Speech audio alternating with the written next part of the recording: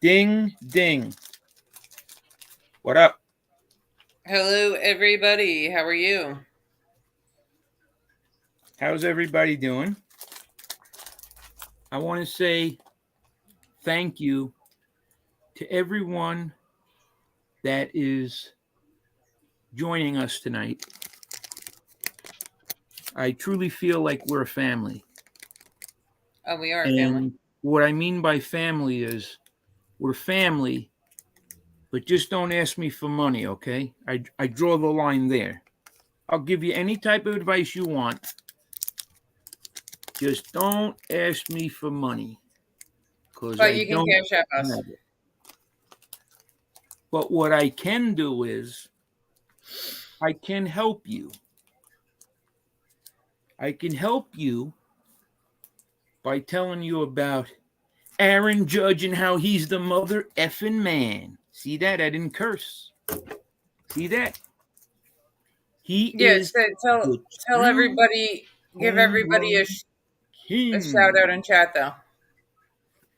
See, Adama, that's why I said make sure that you don't ask me for money, because the minute I say we're family, then the stuff starts coming. Oh well, you know what, Joey? I need this. I don't have it. Hi Nitro. Hi Monto. Angel, what's up, Angel? Angel, I've been thinking about you a lot, Angel. And yeah, how are you? I hope you're okay. Sean, what's up, Sean? And Brian, Adam, Ron Gross, Talk to you. She said she'll call you or text you back in like 10 minutes. Okay. Jerry G, what up? Go Petcha Ketchup, what's up, man? My bacon, egg, and cheese, homie. Just chilling. What up? Oh, I don't want to do that. I definitely don't want to block anybody. I'm anti-block tonight. Insure your cards if you haven't yet. Brian, that is probably very, very good advice.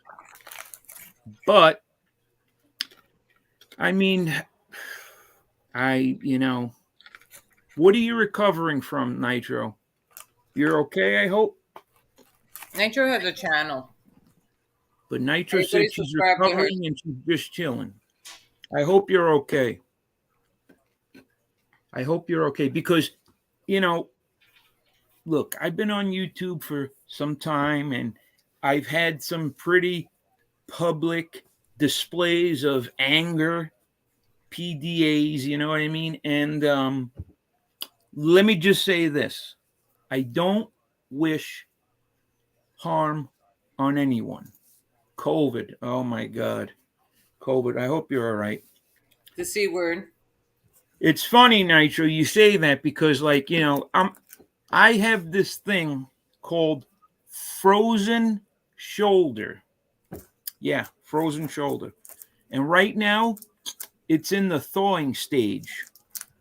And when I tell people that, they laugh. Like, yeah, right, frozen, thawing. But it really is. I went to a doctor. He said, oh, you got frozen shoulder. He didn't even he took an x ray, which is whatever. He felt around. He's like, you got frozen shoulder. He gave me a cortisone shot. And the cortisone shot did absolutely nothing. I think it made my shoulder worse. But that was like 8 months ago. So I'm feeling a little better now. But I hope you recover soon. But what was I saying? I was saying something about oh, Aaron Judge. Angel. No, I was thinking about Angel because there's this channel. This Michael Scars has a channel. And he mentions her old man and her brother a lot. And I'm sure she's aware of that. I'm Good. sure she really doesn't like the guy. I mean, I don't know. I really been listening very little, and I made a comment, and I want to see if they respond to my comment. So this is not Probably good. not going to respond to the comment that I made. It's not good stuff they're saying. Well, this Michael Scars testified against her brother, Mm-hmm. and but he speaks very highly of them for the most part. And he had a show. I think he did it a couple of days ago. And I listened. I saw that he was talking about how people were not cut out to be in the, I'll say it, the mob or whatever. Mm-hmm. And he was bringing up guys who that guys that just got like inducted because of lineage, because of like their family was involved or whatever. So the question that I had was, did he get in? Was he cut out for the life, or was it lineage? Because how could he be cut out for the life if he turned informant? So I don't think someone that is in the life, cooperates, should pass judgment on anyone and talk about, oh, this guy got inducted because his dad was inducted. He wasn't cut out for the life. Right. Because if you cooperated, then you were not cut out for the life. Exactly. Because the way it really should have been, the whole thing of what those guys was, there's no such thing as cooperating. Mm-hmm. So it wasn't a situation where if you get arrested and you get sentenced to jail time and you do your jail time, yeah, you come home, that's great. But that's what you're supposed to do. You know what I mean? You're supposed to not talk. It's like these people, well, I have a son, and you know what? I take care of my son. Oh, so you mean to tell me that you're a father to your child, so you deserve extra kudos for that? No, you're supposed to take care of your son. You shouldn't get a pat on the back because you took care of your son. What's up, Todd, father? I hate when dads say, they're talking to their friends on the phone or something, and they're like, oh, I'm babysitting my daughter right now. You're not babysitting your daughter. It's your goddamn kid. Right. I've heard that before. Right. I've heard that before. Oh, I can't right now. I got to babysit. No, you're not babysitting. It's your kid. Thank you, salt, pepper, ketchup. Yeah. People want a lollipop. Exactly. Right. So I just think it's cool or whatever. I don't know. I mean, I know who this Michael Scars is. I know a little bit about him, and it's another one of those situations where my phone is screwed up. I mean, unfortunately, I'm not going to be like most people that are in this community on YouTube. I'm not going to bash the guy, but I definitely am not going to say anything, positive about him either. I really don't give a damn about him. I mean, I think it's kind of funny now. Well, it's not even funny because it's a way for these people to earn money. So it's just, what are you going to do? And that's why shout out to Dominic and we push back. Right. And the whole Dominic thing, that to me, I feel, not going to say responsible, but I feel for I feel for the whole movement because, I think what happened with I don't want to say it, but most organizations, when you lose focus on like what the goal is, it's not about one individual. It's about, doing what's right. And I think people got involved for the wrong reasons. And well, I think some people did it more for the thinking that they would get subscribers and clout off of it. And then when they felt like, actually, I'm not, never mind. I said not to bring that up. So, right. Yeah, it's But then they leave. We push back, and well, now we push. Dominic's doing it by himself, and we're supporters. We're all supporters. I'm a supporter. Joe's a supporter. MRE Angel's a supporter. He has supporters now instead of like members. But then certain members, after they decided to leave, it seemed that their channel wasn't doing as well when they were in We Push Back. So just I shows. want to But send a shout out to Dominic and We Push Back, and he's not doing it alone, no, he's honestly. not doing it Because, alone. He has like all if of us ever, support. Every time I drop a link, every time you right, guys, all you mods in every chat, drop the We Push Back link. yep. Help spread the word. Help spread the word. Get it in the algorithm. And the Talk thing about it. that I go on channels in other communities. I drop the link and I talk about it with my friends when I'm up on their panels, even if it's just a matter of 2 minutes.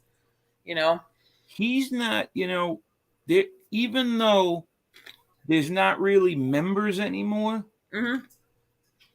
but what Favorite he's trap. doing is he's it's very informative. Like I'm, like he's doing exactly what it was supposed to do. Teach people, open people's eyes up, you know what I mean? And by him doing his shows and his stuff like that, Uh-oh.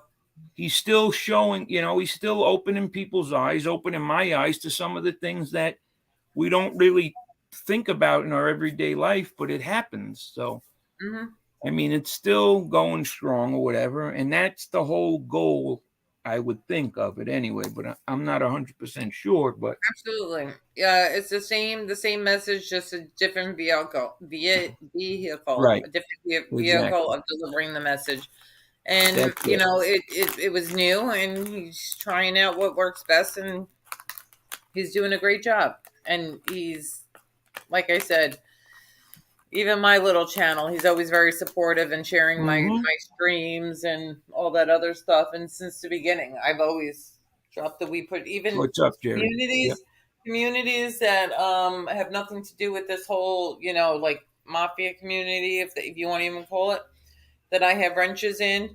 I'll drop that link in their chats. You know what I mean? And if one person clicks on it and checks it out, then that's I've done my job. So Salt, pepper, ketchup. Chill. Okay. Go get a bacon, egg, and cheese with salt. We're going to talk about the Yankees. Relax. There's I certain got things. that today. We ordered that today. Salt, pepper, ketchup. Yeah, I would Not me never. though. I would never. Not me. I would never. What's the kid wanted from the deli? A bacon, egg, and cheese, and I no would cheese never. on it, but salt, pepper, ketchup. I would And then never. the other one wanted a muffin that was I here. would never. Yeah, it's I mean, I'm not gonna say it's like disgusting, but What? Oh, eggs with give the you a salt, stomach pepper, ache. You get ketchup, and the diarrhea from whole eggs. the salt, pepper, Doesn't it give you diarrhea? what eggs? Yeah. Not really, no. But it upsets my stomach a little. Mm-hmm. I mean, I don't know. I don't really eat eggs a lot, but it does play with my stomach a little bit. Yeah. All right, so let's go Right. over the Yankees because we're not going to be on that long. Okay, so here's what we got to go over. Well, I'm going to show it right here, the 62. Go ahead. Judge is the greatest. You lead the way. Here's what we're going to go over. Judge is the greatest, and he's the greatest. But here's what I will say. And here's what separates Aaron Judge from everyone else. Okay? Because if you're Mark McGwire and you hit 70 home runs, there's an asterisk next to it. If you're Barry Bonds and you hit 73, there's an asterisk. If you're Sammy Sosa and you hit 66 home runs, there's an asterisk. But Aaron Judge, AJ 99, okay, has 62 home runs, no asterisk needed. So in my eyes, he is the home run champ. And that's that. And you could say what you want, but Barry Bonds, okay, is phenomenal. The steroids did not make him a better hitter. It didn't help him with hand-eye coordination. But one thing we cannot forget about is the steroids will make you stronger. So the fact that he did take that juice, right? He hits the ball a little further because he's stronger. So that's where I'm going with Judge as the home run king. Now, some of the other records that Barry Bonds has, that steroids really might not have played a role in it. I mean, the guy was hitting like 370. You know what I mean? He was just squaring the bat head up on the ball like no one's ever seen. But the juice did make him stronger, which possibly could make him hit the ball a little further. So, but you want to hit play on that video? Yep. I was waiting for you to be done. All right. So here's number 62.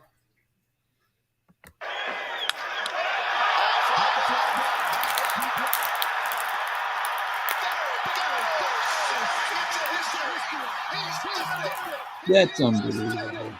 Case closed. And to come, Aaron Judge and the magical season. Miles an hour, 100.2 miles an hour off of his bat. 391 feet away.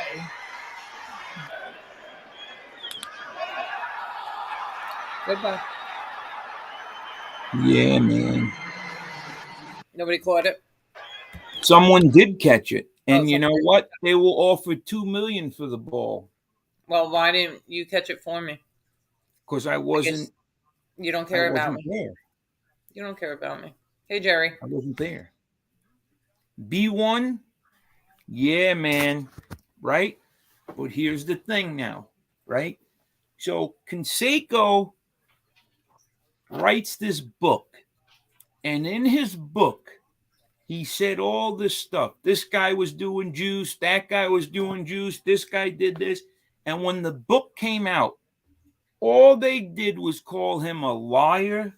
They called Canseco this, that. They called him every name in the book. And you want to know what's crazy?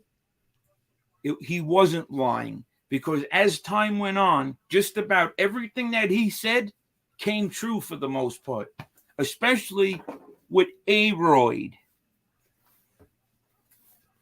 Oh, yeah. Aroyd was taking that needle and shoving it in his you-know-what. Aroyd. All of them. He said Ricky Henderson, all of them guys. Oh, man. yeah, my Ricky water Henderson's heater's Hall of going. Fame. My water So- heater went. My hot water heater went today. It did? Oh, my Yeah. God. We better start up a fund. And then, Can we start up a fund? wait a minute. Oof. Is that my heart that hurts?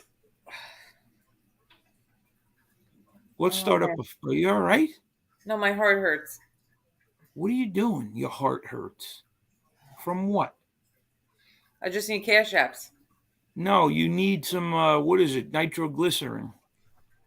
I can't afford my meds. My heart hurts. My water heater broke.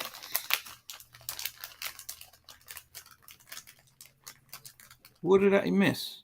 No, I didn't miss it. Look, I got to make it seem like, I don't really want to, I don't want to be like like it's the good cop, bad cop thing when you're begging for money. You know what I mean? It's like, I don't want to make it seem That's like not we're both- begging. Right. Yeah. Anybody Carl's- want to come talk some of this baseball with Aaron Judge with Joe? No, that's Why? fine. I really can't be on too long. But I can't really talk Aaron Judge with you. So Oh, yes, you can. oh no, I can't. So He's 6'7", 280 pounds of pure chocolate. Hey, Chris Trocc. How are you? Yep. I'm good, thank you. Silo Ren. You went on Amber's today? I was on Amber's. Yep. How'd that go? Well, if you want to be honest, did you watch it? No. Okay, so then it was fine. So I wanted to ask you what happened. Nothing much. Just a bunch of thirsty housewives. What's my thoughts on Chipper Jones? I don't know. Why I don't love you Chipper ask? Jones. I love Chipper Jones, number Why 10. don't you ask He was Lauren? my favorite third baseman. I'm telling you. And my all-time favorite, him and David Justice, number 23. Chipper Jones, number 10. And when Greg Maddux was pitching. Take care, Scott Bell. Peace, love, and hair grease. Oh my God, what? Chipper Jones is my. I actually just emailed him yesterday. I sent him an email. Oh, Yep, I'm getting his phone number. Are you gonna Otto call him? Valine. Are you gonna call him? Otto Valine. Okay. Call Now, him. no, Good night. no, I'm not gonna call him. Why? Okay, because what I want to do is I want to take his advice. Okay, Mm-hmm. and we'll call him soon. Okay. I I want to don't know get some who. I don't sports. even Now, know who listen, this is. You guys have realized I don't even know who Otto Valine is. Otto. does anyone know who Otto Valine is? He's a Swedish something. Does anybody know? Hi, Teresa. Does anyone know who Otto I'm dropping the links. Let's see if Valine anybody is? wants to come Now, up and talk. I'm speaking politically correct. His name is Otto, Otto, right? Otto, Wallin, but it's pronounced Valine. Okay. Well, anyway, yeah, Otto Wallin, the boxer. Yeah, Burnley. Yep, he's the guy who fought Tyson Fury, and he hit Fury. And he gave Fury needed like 80 stitches after the fight. Like, oh yeah, the guy who fought Tyson Fury, exactly. Now he's Swedish. Anyway, so Lauren reached out to him to And see if he want I to didn't come even on the know show. who he was. I actually He called didn't him know the who he wrong was. name. Right. So I she called him the mentioned to wrong me, name. I'm this trying to guy? talk to the guy. I got his phone number because I wanted to have him come on and talk boxing with Joe. Got his phone number. Right. And, So when she said, "Oh, Otto," I said, "I know who he is, of course." And actually, I like him. You know what I mean? But so I sent him a message. We I sent sent him him. a message to come on the show. And basically, he's kind of like, didn't say yes and didn't say no. But truthfully, if you come look at the show that we have, I don't think he knows who FBI and all these other people are. Well, that's what it was. He was like, So, he checked out the show. He's like, well, you don't really have any sports content, right, whatever. right. But here's my number. Give me a call and stuff. I'm like, Joe, call and talk to him. Maybe he'll give you a 10-minute phone interview. You could, tell him you're recording and we could play it. You know what I mean? Right. That's something cool. Or Like maybe he doesn't what we'll want do to is, come on, but or maybe just what call him we'll up do though. is, Make friends with him. or maybe what we'll do is get some sports content on, and then I'll give him a call. The reason, okay, but if you really look at the message he said something that made me back off a little. You want to know what he said? I think that he's training right now. He is training right now. And to interrupt him right now while he's training on some bullshit, I don't want to waste the guy's time. I really don't. So let's get some sports stuff up, and then I'll holler at him. I don't want to look like because he's not supposed to want to come on. He sees like the stuff that we're talking about. I mean, I'd be skeptical too. Yeah, but we're not just talking BS. We are doing content. What do you mean? But it's just not content about sports. Right. Exactly. Salt, pepper, ketchup we got all over here. What's up, dude? Hey, salt, pepper, ketchup. What's up? We got all How over are you? here. What's going on? Look at him trying to show off all the shoes. Where do you live? Give me your address. What size are you? I was a 13, but now I'm down to like a 10. That's what Mr. Smith was last night. He said I'm a 13. I said you could put two of my shoes together. How are you? It's because He Joe doesn't have Piscopo. to know why. I'm at 13. I wanted to tell you. So the Yankees record's 99 and 62. How crazy is it that it's 99? Judge is 99, and he hit 62 last night. I'm telling you. And then if you could go even further, with the 61 years ago, it's all the numbers. Oh yeah, that one too. Yeah, I heard that one.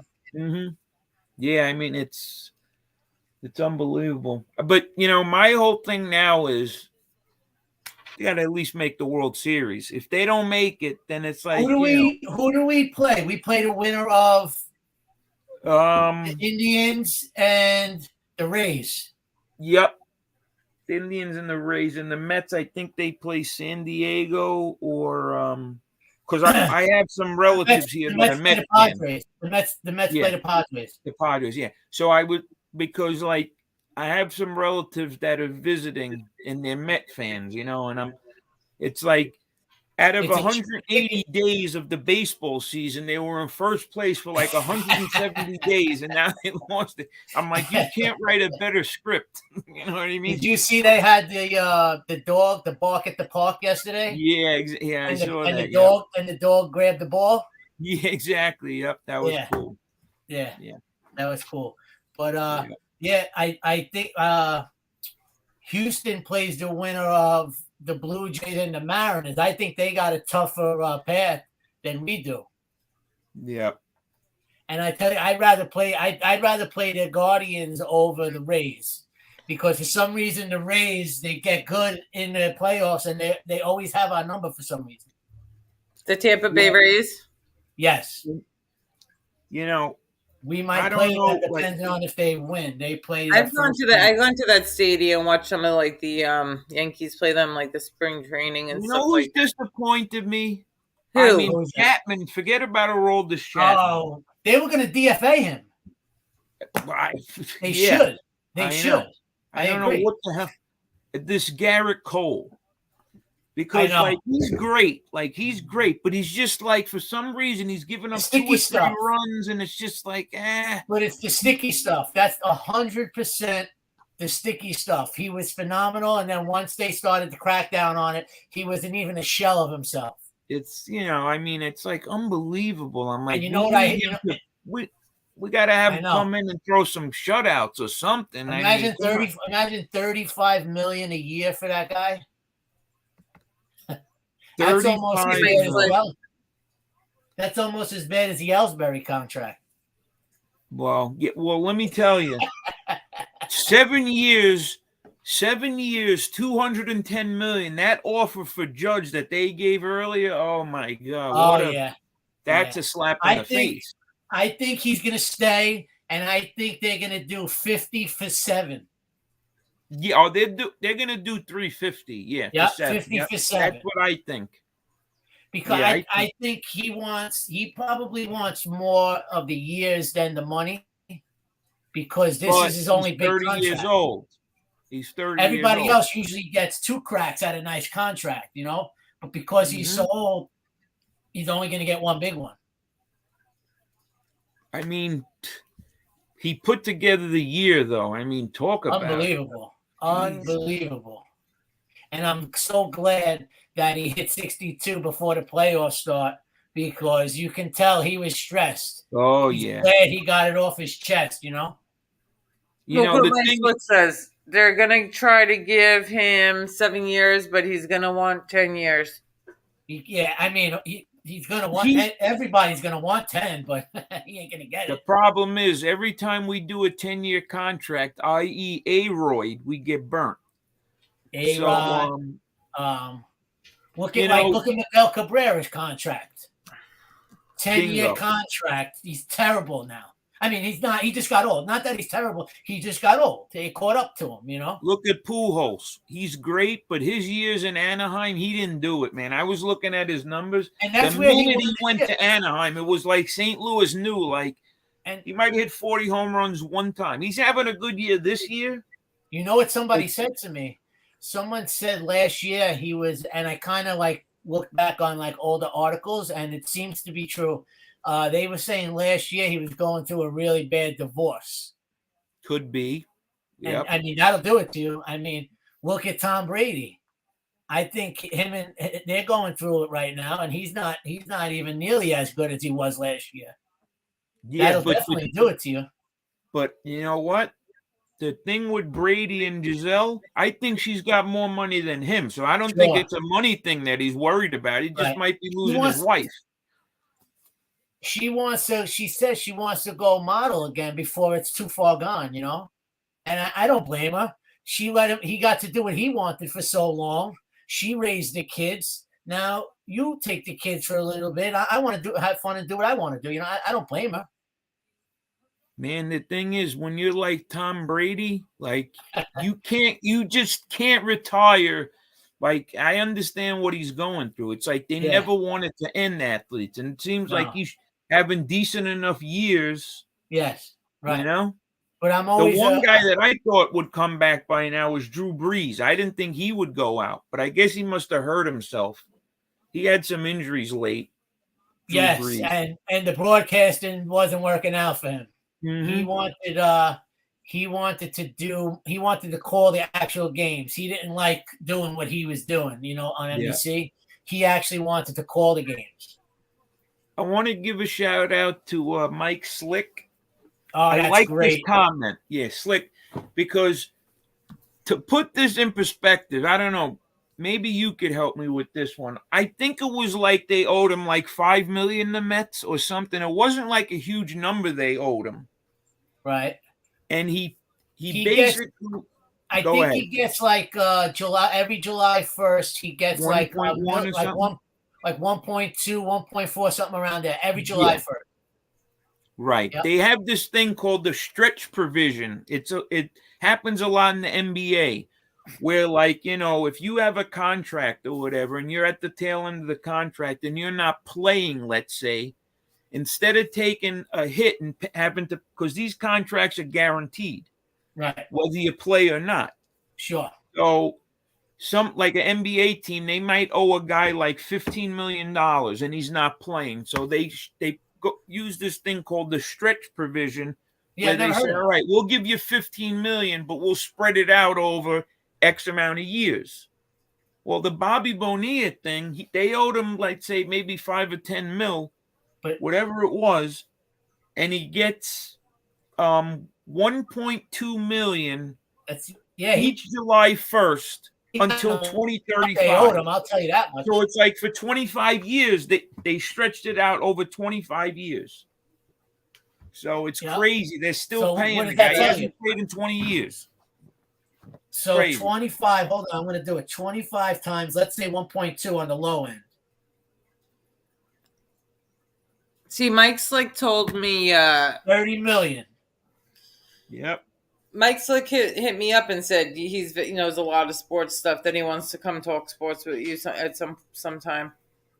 I love talking sports. You guys love talking sports all day, every day. You guys are more than welcome to talk sports with Joe. He doesn't. I mean, I know he enjoys having me up here next to him, but he's got to hit live and you know, like when he can't sleep and stuff, and have all you guys talk sports.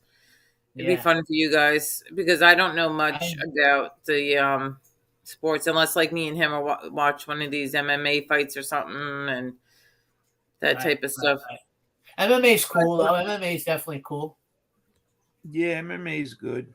But I don't. I mean, isn't it much better? I mean, I know I do. I appreciate talking sports with somebody that's actually knowledgeable. You know what I mean? It's a better conversation. Yeah, you know what you're talking. You know. Well, I like talking, sports with people who know what they're talking about, because I like to learn things myself. I don't know everything. And what's your football team you follow? Unfortunately, I'm a Jet fan. All right. So 2-2. Right, but I'm a big card collector. I know. I heard. So right. So due to that, like, I'll follow like Joe Burrow. So I'll follow a little bit of, the cards get me into looking at different teams and stuff. I have a card question for you. I have a Judge jersey. I do have a Judge jersey. I have a card question for you. Sure. Tatis Jr. It was like a big buy-in. Everybody thought it was gonna be a good card to buy, right? Mm-hmm. And it I ended up stayed not away being, from it. yeah, because it didn't pan out, right? Not that it didn't pan out. See, the thing is this with baseball, it's a little different with baseball because I'm more knowledgeable when it really comes to basketball and football, and I know about Right. baseball. My whole collection good for the too. first 20 years was baseball, so I have a ton of. But I'm more focused on basketball because there you go. Yeah, I bet she none of you guys have one of these. I don't have it. That's true. I don't.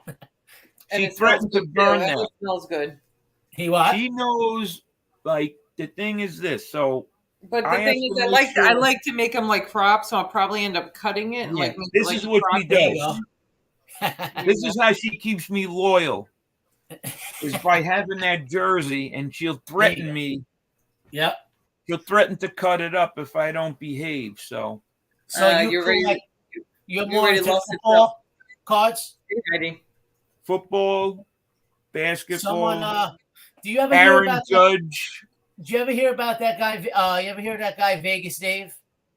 No, I should. He's I'm a from guy- Vegas. I lived out there, so I should. He's a sports handicapper out in Vegas, but he happens to collect cards, and he hit big on. He had like 3 or 4 Mike Trouts, and Mike he Trout. sold them. He sold all of them last year, and he got big money. He said he did really, really good on them, and he said he gave out a little prediction. I don't mess with the cards, but he said his next investment that he was hoping would turn out like the Trout was David Carr. David Carr, not Raiders the football quarterback. player. Oh, Yeah. okay, because David Carr, Derek Carr's brother, he's done. See, the Derek thing Carr. is, I'm sorry, Derek, the Raiders quarterback. Derek Carr. Derek Carr. Yeah. And he's going to be, unless, look, No the good, only right? way that changes is if Vegas, he's got to get him to a Super Bowl. Right. You know? Yeah. But so what I want to do is, what's your name? What should I call you? AJ's fine. I mean, AJ's fine. AJ's fine. Yeah. AJ, Joe. I'm Lauren. Nice to meet you. Hello. That's Lauren. So I want to let me just get. So I buy cards every day. Like right. It's an everyday I know. thing. I was watching you. And what wound up happening was, so if you looked at my purchases on eBay, it's crazy because what wound up happening was I started doing shows on YouTube about November of last year. Now, if you go back on my purchase history, right, from October or from November of 2021 until, I'm going to give you the date right now.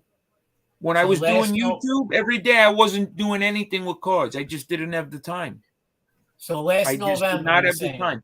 So I got a gap from like, all right, February. Yeah, it was like a 4-month gap where I wasn't doing anything.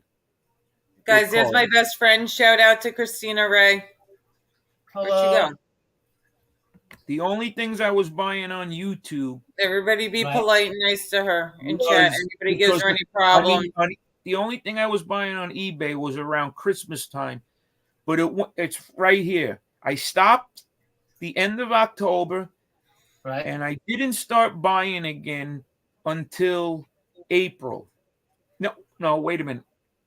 No, April 17th, I bought 2 hip clips. No, till June 7th. Okay?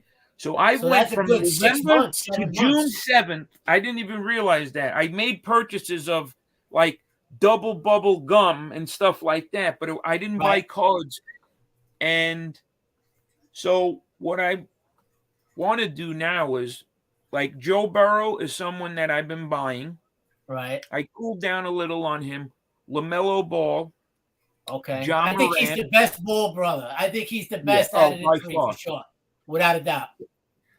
Stephen Curry. I you started can't go going wrong. in on him a little more. You can't go wrong with him. Um, Yo, did you see he signed a $1 billion contract with Under Armour? yeah, and someone said something to me that made a lot of sense. He said, LeBron, let's say you say LeBron is the best player ever, right? Whether it is or not, but a lot of people think he is. What is he the best at? Is he the best shooter? Is he the best dribbler? Is the best dunker? I mean, he's not the best. He's not the best at any one category. No. So someone said, as crazy as this sounds, I think the second best player since Jordan started is Stephen Curry. And Chris, I'm turn like, your camera back on. and then I thought about it and I started looking at his stats. I'm like, okay, the dude's like 6'3", 6'4". He's the best shooter. Okay. He's got 4 rings. He's won scoring titles. He's pretty good defensively. You know, he averages 25 points a game for his career, a little less than LeBron and Jordan. His numbers are like right there. Sure. And I feel like he came out of nowhere. What people don't realize is they won the title last year. James Wiseman, who was the number 2 pick 2 years ago, they had the number 2 pick because they were the worst team in basketball. They were in last place. Yeah, they were in last place. Years ago. Yep. So that's they won Klay last Thompson year. Was out, right? Yeah, Klay Thompson he was out too. He hurt left. himself. They lost Durant. Right. So right. now they won the ring last year, and they're getting the number 2 pick. He was out last year. He missed the whole year. So it's singularly. Yeah, I was gonna say because I never even heard of him. I don't even know who you're talking about. James Wiseman. He was the number 2 pick. Who was the number 1? Go to school? He went to Memphis with Penny Hardaway, but he only played 3 games because they declared him ineligible academically, so he only got to play 3 games. Okay. But he was the number 2 pick. So what wound up happening was it's like the Celtics. When they won the championship in 1986, they had Len Bias the next year, the number 2 pick. Wow. Okay. He died, obviously, but it was like, if you think about it, they won in 86. Well, I follow the leagues, to be honest with you. I know a little bit. But if you know the Celtics, I know enough. I know enough to get by. Right. And they had Len Bias. They drafted him with the number 2 pick. Is everybody he died of a coke overdose. Yeah, it was crazy. In chat really? Sending? You never heard of Len Bias? What happened? Oh my God, it's crazy. Yeah, is everybody man. He played for Maryland. Everybody's in chat. Is sending Christina some roses and hearts. I hope. 1986. They drafted him number 2 to the Celtics. I must be muted because they made a trade. And they got someone's pick. They won the ring. They beat Houston in 86, right? What happened was he got drafted and he went out partying with his friends and they were doing blow and he died. Look what you said. He died like 48 hours after he was drafted. Yep. And he was... Did you ever hear of the kid that played for the I think it was the Celtics? He went to Fresno State, Chris Herron. I know a lot about Chris Herron, yep. And his story? Unbelievable player. But you know like his whole story? Yeah, that's a wild. Yep. He's from That's a wild story. Mm-hmm. That's a wild story. Yeah, bad stuff. Chris Herron was Chris Herron, so he was... Lee Cole Fan Club, mind your business. It's Joe Show too. What? What happened? Somebody in chat was talking crap. Then get rid of him. Get lost. Get lost. Chris. Oh, the guy. Wait. Remember when Ben Wilson? With My all due sister- respect, Lee Cole fan club. Don't listen to the show. Go somewhere else. So remember Ben Wilson and the story that kid was going to be good. Do you guys? So my friend Christina, she's a she likes the Packers. She's a cheesehead. Yeah, she's beautiful. No, she's a cheesehead. Is that? I think she's pretty. But is that a That Packers means she's fan? a Packers fan. That's a Packers fan. Yep. That's a Packers fan. Yeah, she just You sent me know- that picture. So the thing with Chris Aaron Herring, Rodgers. She's gonna come join us this one day. guy's She's gonna on get the kids- pills, right? You heard when he was on pills and he had to go meet the dealer in the parking lot meeting him before the outside- game. You talking He was about the meeting him motivational outside speaker? Yeah, the motivational speaker. Yeah. Yeah. He was meeting him outside the Wells Fargo Arena Yep. That's in his crazy. in his warm-up suit. In his warm up. Yeah, and the truth is, like me, I've been involved with. And wait, all and he types had of the things. game of his career. He was high as a kite, and he had his best game of his career. And let me tell you something. Well, that just goes to show like you. he was. First of all, he wasn't going to Fresno State. He was going to Boston College. Yes, and he blew that. He got thrown out for drinking and whatnot. Yep. And yeah, it What's was his name? The coach. What was the coach's Gary name from Fresno Tarkanian. State? Gary Tarkanian, right? Tarkanian. Yep. Tark. Yep. So my older brother, actually played for UNLV and won a Okay. national championship in 1990.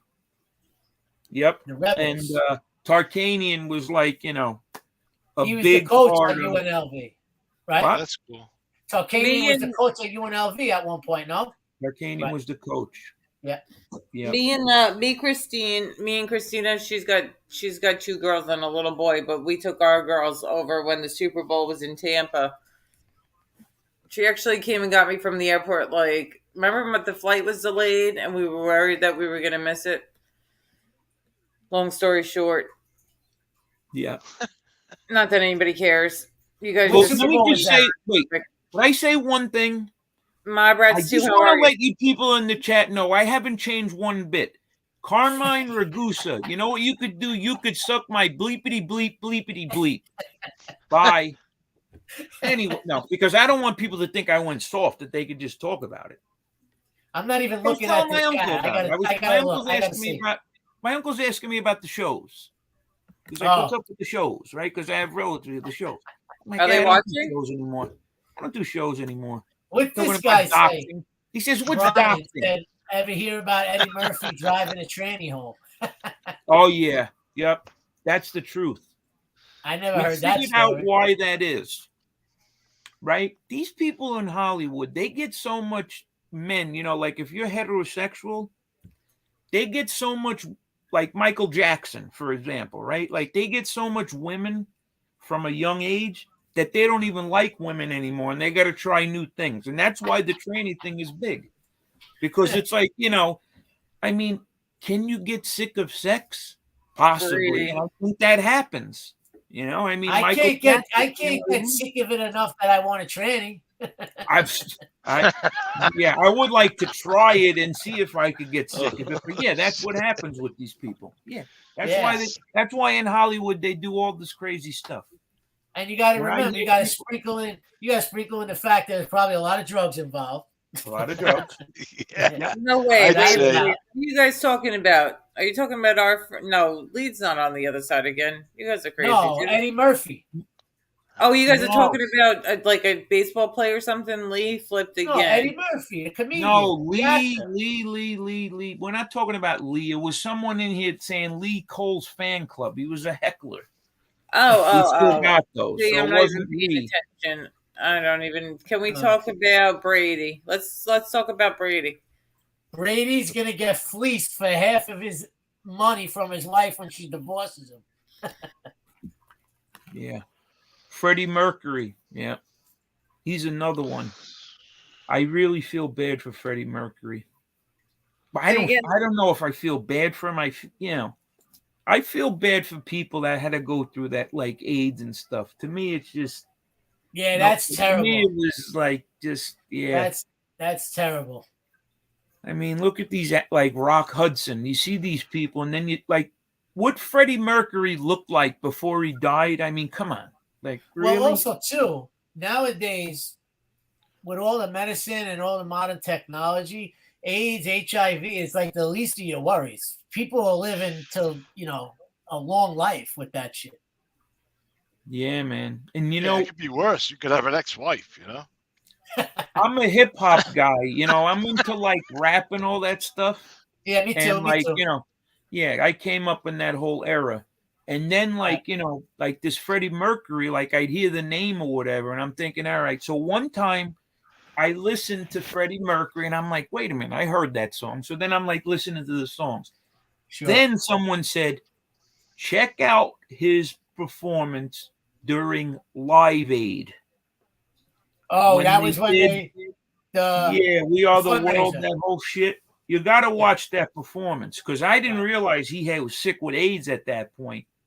Right. And he came after, man, and he killed that shit. And I really am not a rock guy, but he really did great. That's the same thing with me. That's why I've never seen it. I don't even know. I know who Freddie Mercury is, but the performance and everything you're talking about, I have no idea. It's a 20-minute performance. You could Google it. Just say a Queen Live Aid performance, and it's crazy because his voice, like most people, these singers, they tinker with the voice. Oh yeah, they're singing in the studio. It's the same thing with the auto tune. Exactly. Right. But then when you go live, right? Yeah. When singers go live, you hear like if they could sing or not. They actually have to have. He was a real performer. That's why. And, exactly. Right. Like in his voice, and he was sick. Right. Yeah, he wanted to do his last show. That was his whole thing. He wasn't going to do that. He got himself up to doing that. He wasn't in the best health. I can only imagine. But like I'm a firm believer that it's two different. You're a singer and then you're a performer. Some people he was both.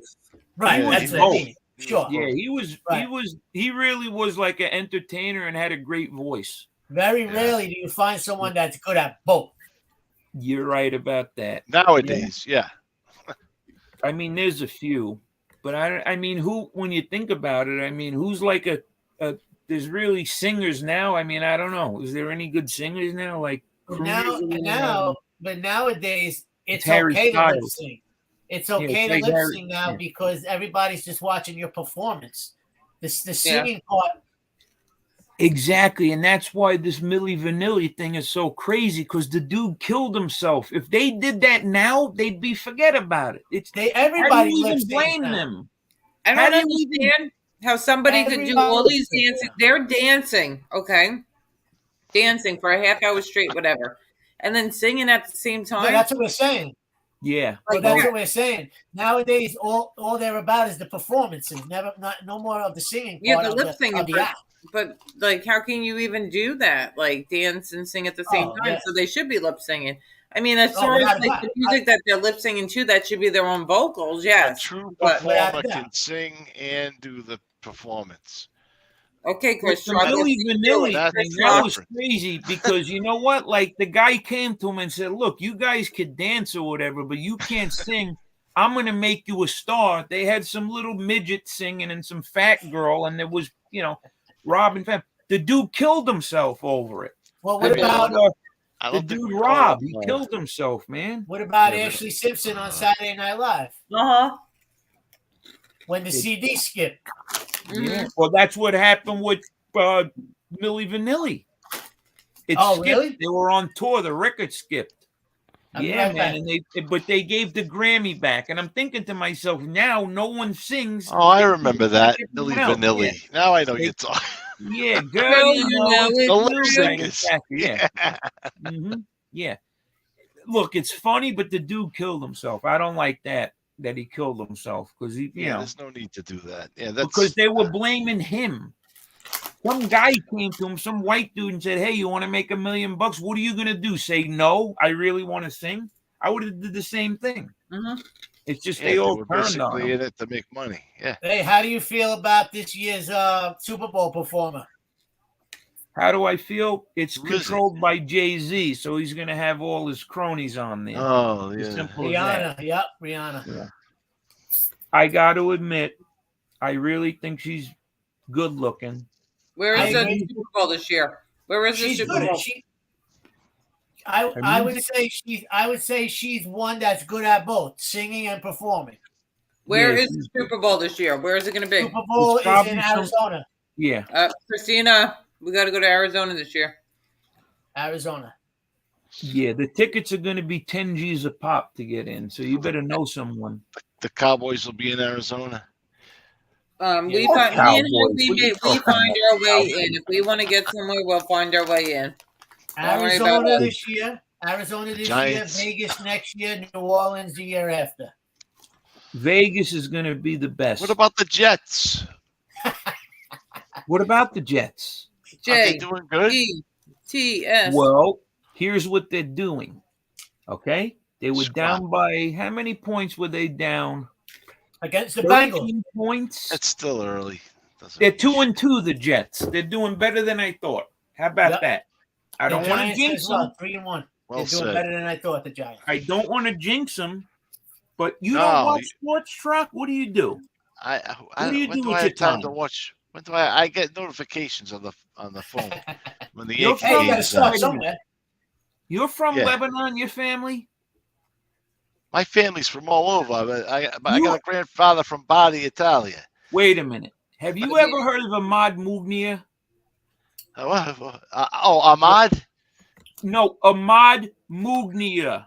Mugnia. Is that Indian? I forget it. I thought you knew about Lebanese people. Look up Ahmad Mugnia. They don't even have a picture of the guy. He was the guy that was before bin Laden. When they took care of the dude on that boat, you're talking about he was behind all that. You're talking about Ahmad Mugnia. You're talking about the deck of cards. Yeah, he's from Lebanon.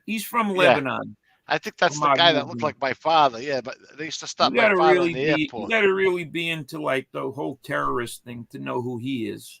But he's the godfather of all this. Bin Laden looked up to him. So anyway, he was into construction, Bin Laden. Yeah, he was. So the Jets are 2-2, and I'm very happy about that. Who did the Jets got this week? Yeah. They have the Dolphins. Ahmad. Divisional game. Two is out. So anyway, what happened was they're playing the Browns in Cleveland. That was a great game. They're down by 13 points with under 2 minutes left in the game. Are you trying to say Ahmed? 13 points down with under 2 minutes left. The Jets come back and win. All right. Well, there you go. That's the kind of stuff you need. Then they're playing the Steelers. And no, we screwed up by putting you in timeout, my friend. We wanted to block you. I'm sorry. Well, also too, Joe, before you continue, the Jets should have won that first game. Oh yeah, man. There was, but you know what? Because the Ravens, they sucked. They should have won that game. I know. Yep. And they were in the red zone 3 or 4 times. They came away. That's why coming away with field goals, you screw yourself. And this is your best opportunity. You got to strike while the Patriots aren't good right now. You know what I mean? And the thing is, though, I like what they're doing with some of their draft picks, the Jets, but the offensive line, that's going to come back, I think, to hurt them. I'm a Giants fan. Mekhi Becton. I'm a Giants fan, and I know all too much about offensive line problems. Trust me. Yep. So the Giants have been going through it for the last 5 or 6 years. Yeah, AJ, you're in New York? I'm in Westchester. Nice. That's why you got all those shoes. You're rich.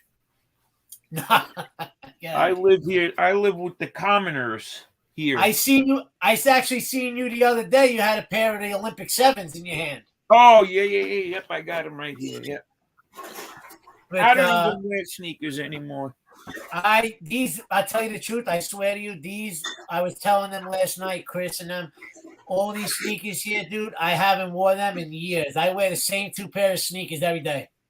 I'm the same way. Sneakers, all these were whichever was coming out on Saturday, I just bought them, threw them in the room, and they stood there. I wore them once or twice, and that was it. Mm-hmm. Yep, I'm the same way. But you know I what? actually, Joe. I had about 20 something pairs that I never wore. I went through and I picked the 10 that I would get the most money for, and I went to a place in Flushing in Queens that buys the sneakers.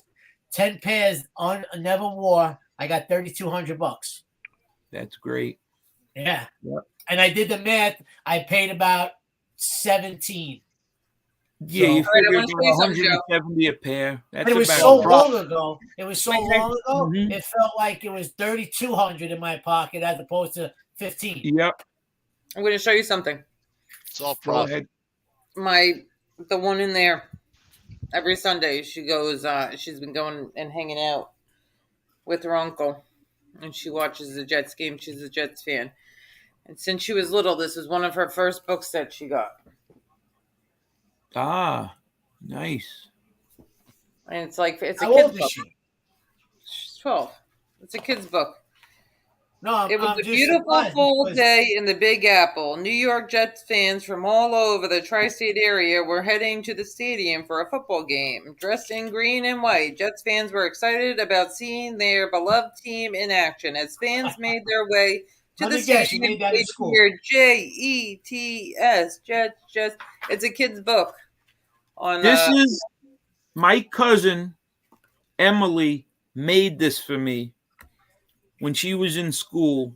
This is at least 20-something years old. I was just at her engagement party over the weekend, and you know what? She's a doctor now, my cousin Emily. But she made that for me when she was God like bless. about 7 or 8 years old, and I still have it. That's pretty cool. I was looking for the big. Now she's a doctor. So Who's Because, that? the who's little that one, her boxing binky, behind she had you? a Jets binky that she What? used to use. Who's that in the boxing picture over your shoulder? That's me. Mike Tyson against Frank Bruno when he landed an overhand right in the second fight. That was Hey, Angela, how are you? Was that one of the? Didn't he win that Is fight it? in like 32 seconds? No, that was against Bruce Seldon. This one No, would it have was got another 3 guy. I'll rounds. think of the name. It was no. It was another a big like doofy white guy he fought. Peter He McNeely? knocked him out in 32 seconds.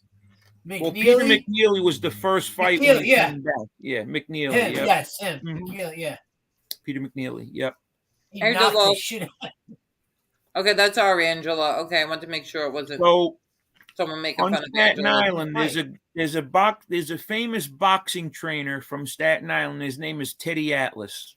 Do you know what else there is? Here it is, right here. Teddy Atlas.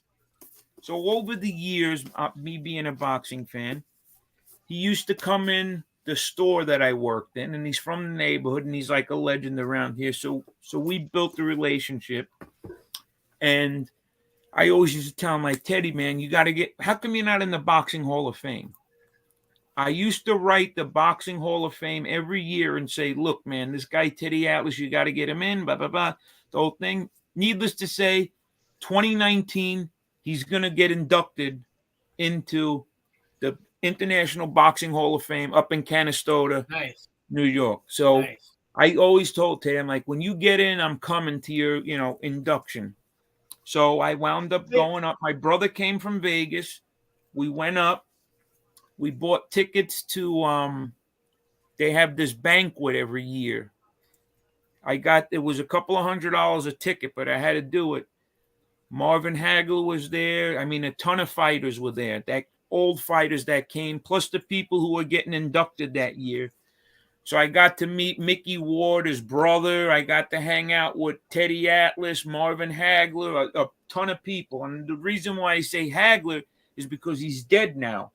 But I was able to get his autograph, Hagler, and I got a bunch of boxing gloves. What? Marvelous Marvin Hagler. Yep. I got to meet someone I really like, Mickey Wad. You guys know who Mickey Wad is, of course. What about the 3 fights between Mickey Ward and Arturo Gatti? Unbelievable. Those fights they kicked the living shit out of each other. Who do we got in here? The first fight was one of the best fights ever. When they said he died, I was in shock. I couldn't believe it. Man. Yep. And the wife killed him. Yeah. Yeah. Mm-hmm. They arrested her. They originally ruled it an overdose, and then they reopened the case. They reopened the case, and they locked up his wife. Yep. So Teddy Atlas, his big claim to fame, was Michael Moorer. So anyway, in 1994, I'm living in Vegas, and one of my friends is a boxer or whatever. You know, he trains. So he tells me one day, he's like, look, man, he's like, let's go to this gym, Johnny Tacos. All the fighters, when they come in town for the fight, here's where they train, which is true. Everybody would fight in Vegas, and they'd get out there a couple of weeks before the fight. Right. And they train at this gym called Johnny Tacos. It was on Charleston Avenue in Vegas. So my friend's like, yo, we could go there and we'll get to watch the fighters work out. So I go down there with him, my friend there. We wait for 3 hours. Michael Moorer comes in with his entourage of like 30 people. And Teddy Atlas comes in. I didn't know Teddy Atlas at the time. This was 1994. So we're waiting. We get to see him work out. Teddy Atlas comes in. He sees me and my friend. He's like, you two, get the F out of here. This is a closed training session. He threw us out of the gym. 15 years later, I become friends with Teddy Atlas, and I break his balls about it. He doesn't remember throwing me out. Of course he doesn't. And he was nasty. It wasn't like he was like, all right, guys. No, he was like, you two, get the F out. Because he had like that attitude, Teddy. Michael Moorer came in with fatigues on, glasses. He looked pissed off. You know, he walking in, who the F he was, and he wound up losing to George Foreman. I was just going to ask you, did he wind up winning the fight? I was just going to ask you. It was that fight, yep.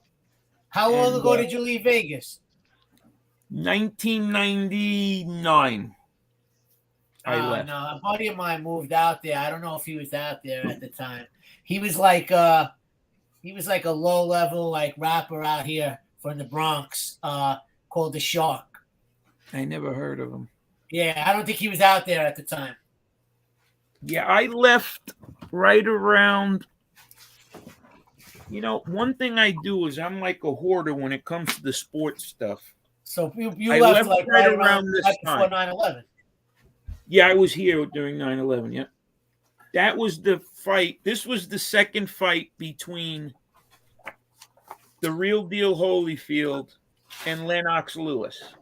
Yeah. Nobody cares about me. Lennox Lewis was in some shape, boy. Yeah. He was like chiseled out of stone, that guy. Yeah, so I got to meet also at the International Boxing Hall of Fame, which I thought was really cool, was Buddy McGirt.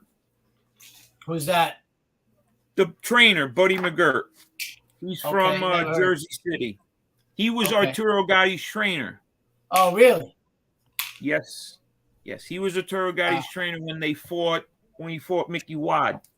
Let me ask you a question. Is Gleason still like the place to be nowadays over in Brooklyn? That's Brooklyn. Yeah, I would say so. Yep. They still got they have a couple of pro fighters that fight out of there? They always have some professionals in there. I really don't go down there. Right. But yeah, I mean they're always around. I know they always did. Teddy has a gym out here. Teddy Atlas built a gym in the Barry homes in Staten Island. And yeah, that's somewhere I would go. You see, it's mainly for the younger people. Is that where you are now? You're on the island? You're on the island now? Yeah, I'm on Staten Island, yeah. Yeah, my mother's 2 exits over the bridge. Is she? I'm 4 exits over the bridge. She's I'm off Clove Road. That's where my mother's on Little Clove. That's a little before me. Yep, I'm on Clove and I'm on like Clove and Bard. She lives across the street from Clove Lake Park. That's where I live, across the street, but I'm on the other side. I live across. The Clove Lake Park is It's fairly called. big. It's technically called Sunnyside. She lives in Sunnyside. I live in Sunset Hill. Gotcha. Is what it's called. But she lives, I know, real close. Yeah. She's just on the other side of the park. Yep. That's cool. Probably walking distance. Walking distance. Yep. Yeah. See, that's the thing is, like I live in the big city, but I have a view of the lake and the trees and everything. So it's kind of like, Sure. Yeah. Trash. It's like, Fucking trash. Staten Island. yeah. My mother, let me tell you, my mother moved out there 10 years ago, 12 years ago, to live with her boyfriend. And whenever I go out to visit her, she's like, "Please take me back with you. Get me off this." Yeah, we all want to get out. We all want to leave. Yeah, there's some everything. people though. They just, I guess it's just the place to be, and they just love it there so much. You know what it is, Joe? Correct me if I'm wrong. It's different if you're born there or if you moved there. Right. And believe me, I know some people that are born here, and I pray for them. And, but that's why I asked you the other day. That's why I asked you the other day about Carroll Gardens, because that's where our boyfriend was born. And when he wanted to buy a house, he couldn't afford anything in Carroll Gardens. Everything's $1 million brownstone nowadays, So everybody from those parts of Brooklyn always make the trip over the bridge. And then after that, they make the trip over the outer bridge. And let me tell you something.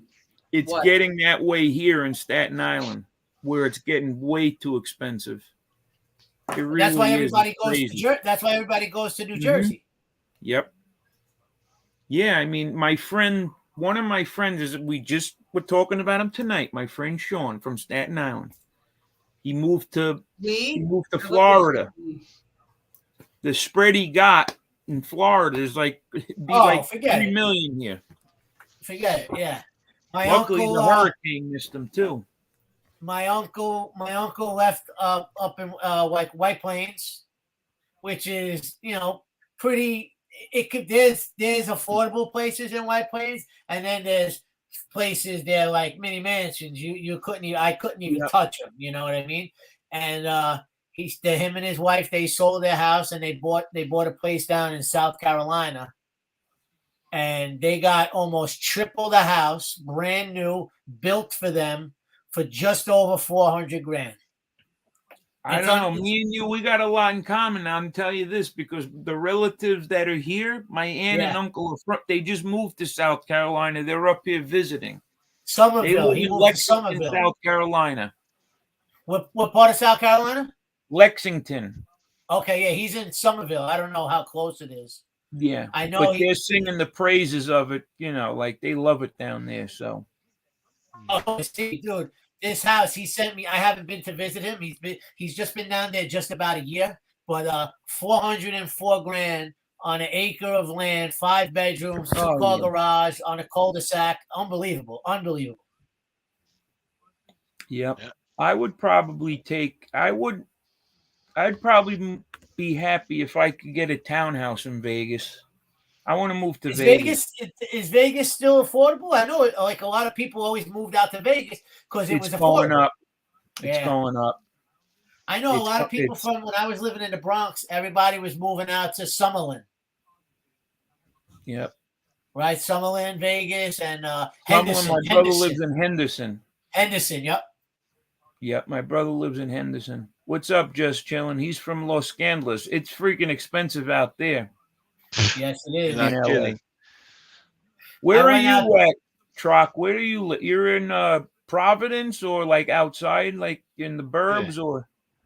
I'm in Lincoln, Rhode Island. How is real estate there? Oh, it's big money. There's a freaking golf club and everything over there. Yeah. There's golf country clubs all over the place? So. Oh yeah. Yeah, it's like all we're close to the city. We're like 7 minutes from Providence, but we're in the woods, Yeah, you're rich. I all knew the property you is were rich. big money. I could tell you were rich. You got that I'm look. not rich. No, you got that look. Everybody's you're rich. You're in a suit. Who the fuck has Everybody's an rich, emoji Joe. in a suit? Oh, that was that was What? a picture from some wedding party I went to. You people in Providence, you got money up there. Look at Well- Paulie D. He's the homie, Paulie D. Paulie D. Yeah, he was in our school. That's right. I mentioned Paulie D to MRE. He said he knows him. His sister. He said he's got a twin sister or something. He was like 2 grades below us. Used to smack him around or no? No, I was playing football. We couldn't smack kids around. Well, only on Friday nights. MRE said he was actually a decent dude. I was surprised to hear that, though.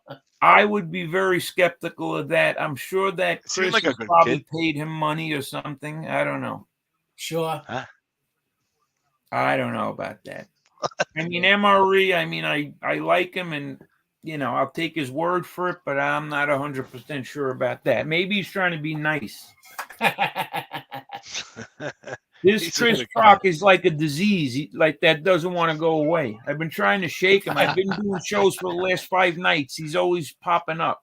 So he's all right. He's got a good sense of humor. Hey, Chris. Okay. You found everybody, all these people through MRE. Yeah. Yep. Pretty much.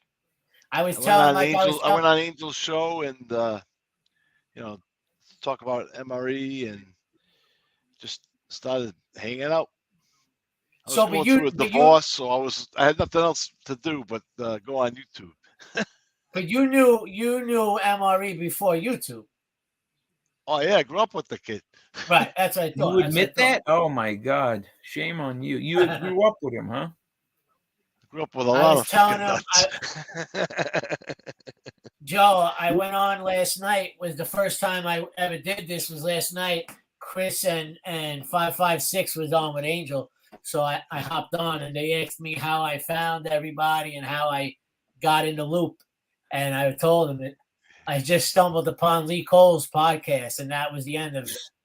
Yep, good old Lee Cole. He puts out some good stuff. Yeah, I actually, I'll admit it. All right, I like Lee. I mean, most people are not going to admit that. I understand why, but he's a good guy, Lee. I'm too new to dislike anybody. I guess we'll see, right? I don't know. Yeah, you got to give it a about him, anyways. One thing I will say though, so I've been on YouTube for the last 11 months, and the people that I started with, I don't even talk to them now. So you're gonna go through your people, you know what I mean? It's just try to stay as neutral as you can. Yeah. Yes. Try to stay as neutral as you can. That's what I told myself. And that's exactly what I said to myself. And I know. But not that I'm mad about it. But once I went on with them last night, it was Angel, Chris, 556, and Marla. So they asked me how the girls were asking me how I found everybody. And then, in my head, I'm saying, all right, try to stay as neutral as possible. I'm telling myself. And they're asking me all these questions. And I'm like, I don't even want to answer the question because it's going to cause me problems.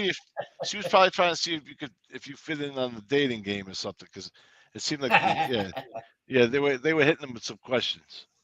So, Trocc, where do you fit in on the beef situations?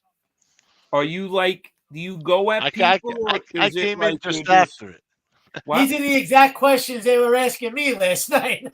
I came in just after it, So I stand up for really MRE, so obviously I'm on MRE's side. No, I know you're on his side, but I'm saying, like, are people going at you because of that, or how is it like people attack you? No, but I don't care. Yeah.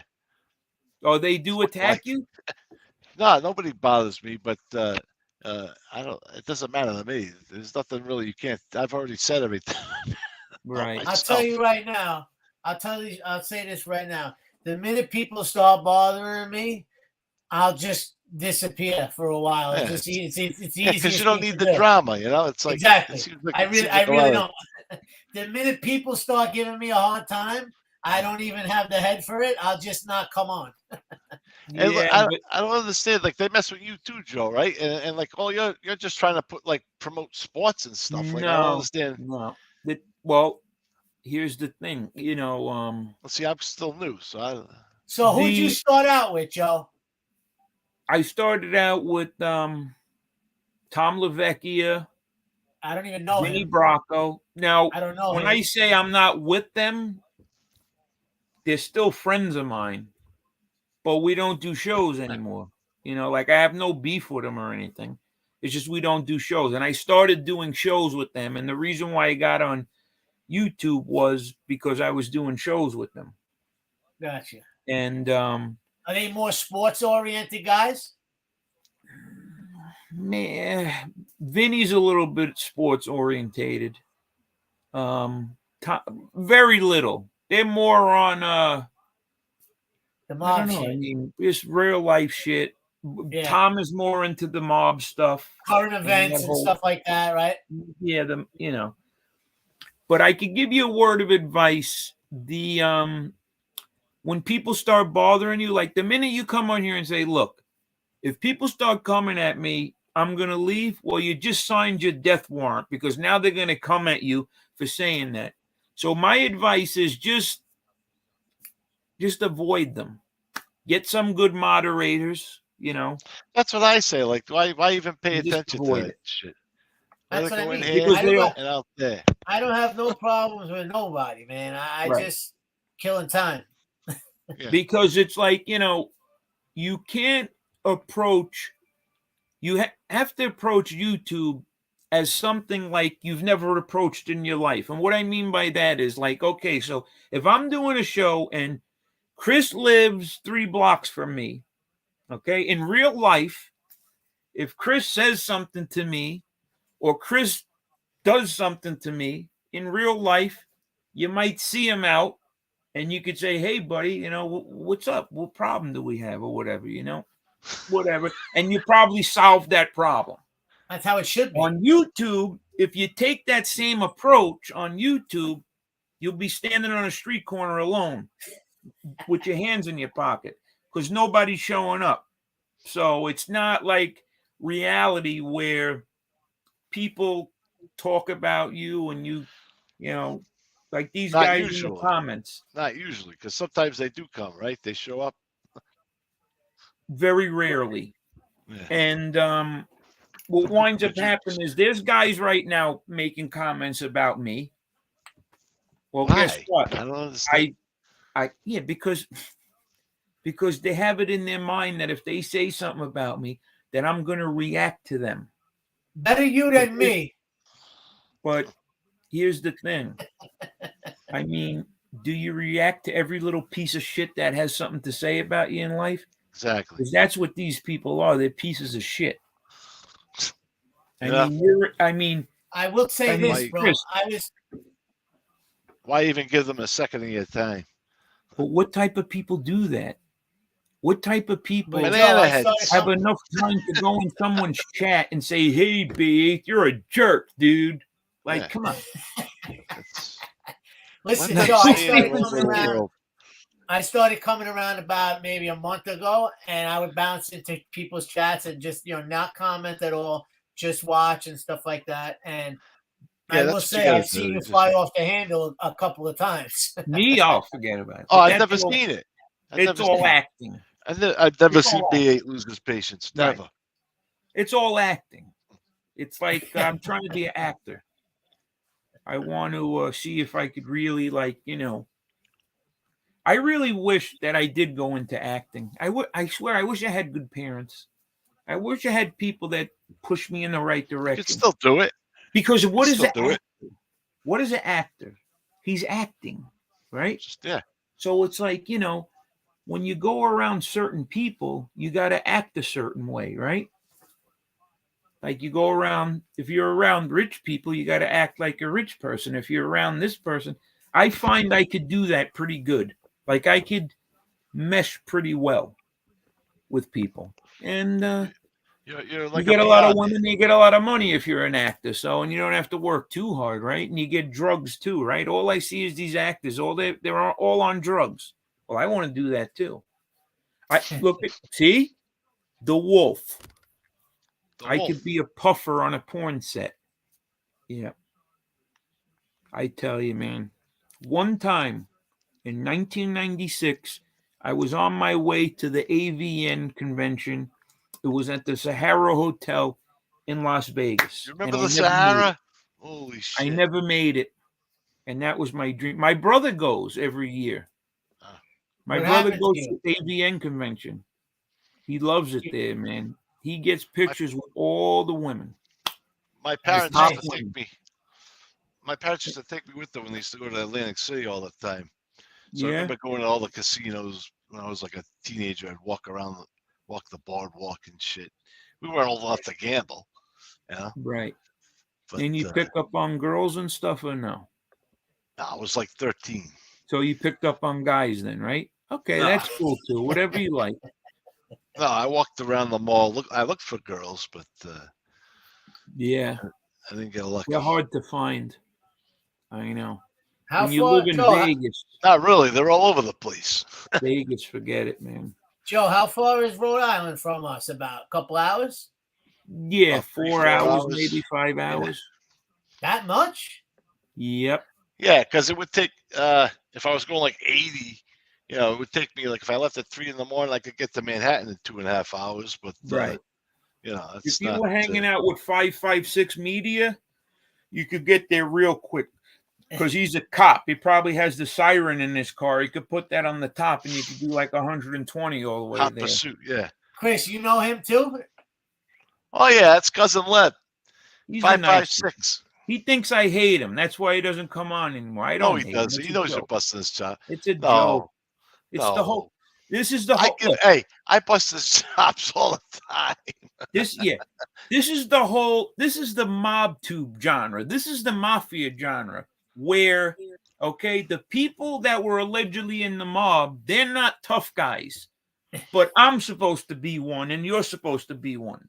We have all these rules that we're supposed to follow, but the people that are actually in the mob, Fuck the they rules. don't have to follow that rule. Yeah. Right? I know what you're saying. Yeah. Yeah, exactly. It's like omerta, you know what I mean? Like keep your mouth shut, but like they don't. Like growing up, we never talked about any of that shit, because that's how we were taught. But now it's all over YouTube. And I gotta be honest with you. It's like I'm at a loss for words sometimes when people are like, hey, like, what do you think? I was 12, 13 years old looking up to these guys. No, that would be a lie. When I'm 13, 14, 15 years old, what I'm doing is playing basketball, playing sports, checking out some girls. I'm not sitting there on the street corner saying, hey, man, you know what? Who are the Yankees playing today? I mean, like in gambling, like I wasn't collecting money. Right. I mean, I don't know. Exactly. They expect I was playing that manhunt, playing sports, playing manhunt, riding my bike. Riding dirt bikes, yeah. Exactly. Riding dirt, whatever it is. But that's the least of what I was thinking about. Yes, I agree. But you kind of like what was the craziest thing to me is like knowing these guys, going to Vegas and then coming back, and it's like, you mean to tell me that this guy he was such a How tough long were you guy when I gone until was you there. came back? I would say total. I was always coming back and forth, but living, I would say probably about 7 years. Oh, wow, that's a good amount of time. But my relatives, I'd always come back. I come back for the summer. But like, where'd you go to high school? I went to high school 2 years in Las Vegas. Oh, okay. 1 year, South Shore High School. Okay. In Brooklyn, and then my last year, I was MIA, missing in action. There you go. So I didn't really think it was at that point. I really just. But I quit school. But I even was living on my own. I quit. Even something like that, though, like going to high school, one place, making friends, getting settled in, then leaving, going somewhere new, got to make new friends, got to get settled in. Then you left there. You know what I mean? That's why that's exactly why I really didn't go my whole senior year, because I Right. was moving around a lot. Yeah. But when I think about it now, I have friends in Syracuse, Vegas, and here. And I probably wouldn't have traded that because, like, I still talk to friends in Vegas. My That's family's cool. out That's there. cool. I still have my friends here. And in Syracuse, I still keep in contact with certain people. And I couldn't picture life without certain people, like my friend Sure. Dave Fox that I met in Syracuse. He's now a big businessman. He lives in Africa. Wow. Yeah, man. He went to University of Kentucky. I used to visit him. Actually went to University of Buffalo. I used to visit him there. University of Kentucky, went there. But he met a girl in University of Kentucky, an African woman. They got married. He spends 6 months in Africa and 6 months over here. And he's been trying to get me to go to Africa for a long, Where in long time. Africa? What The country? Gambia. Okay. It's on the East Coast. The Gambia. It's a little small. Is it one of the more built up, more No, relevant? Really? no, nope.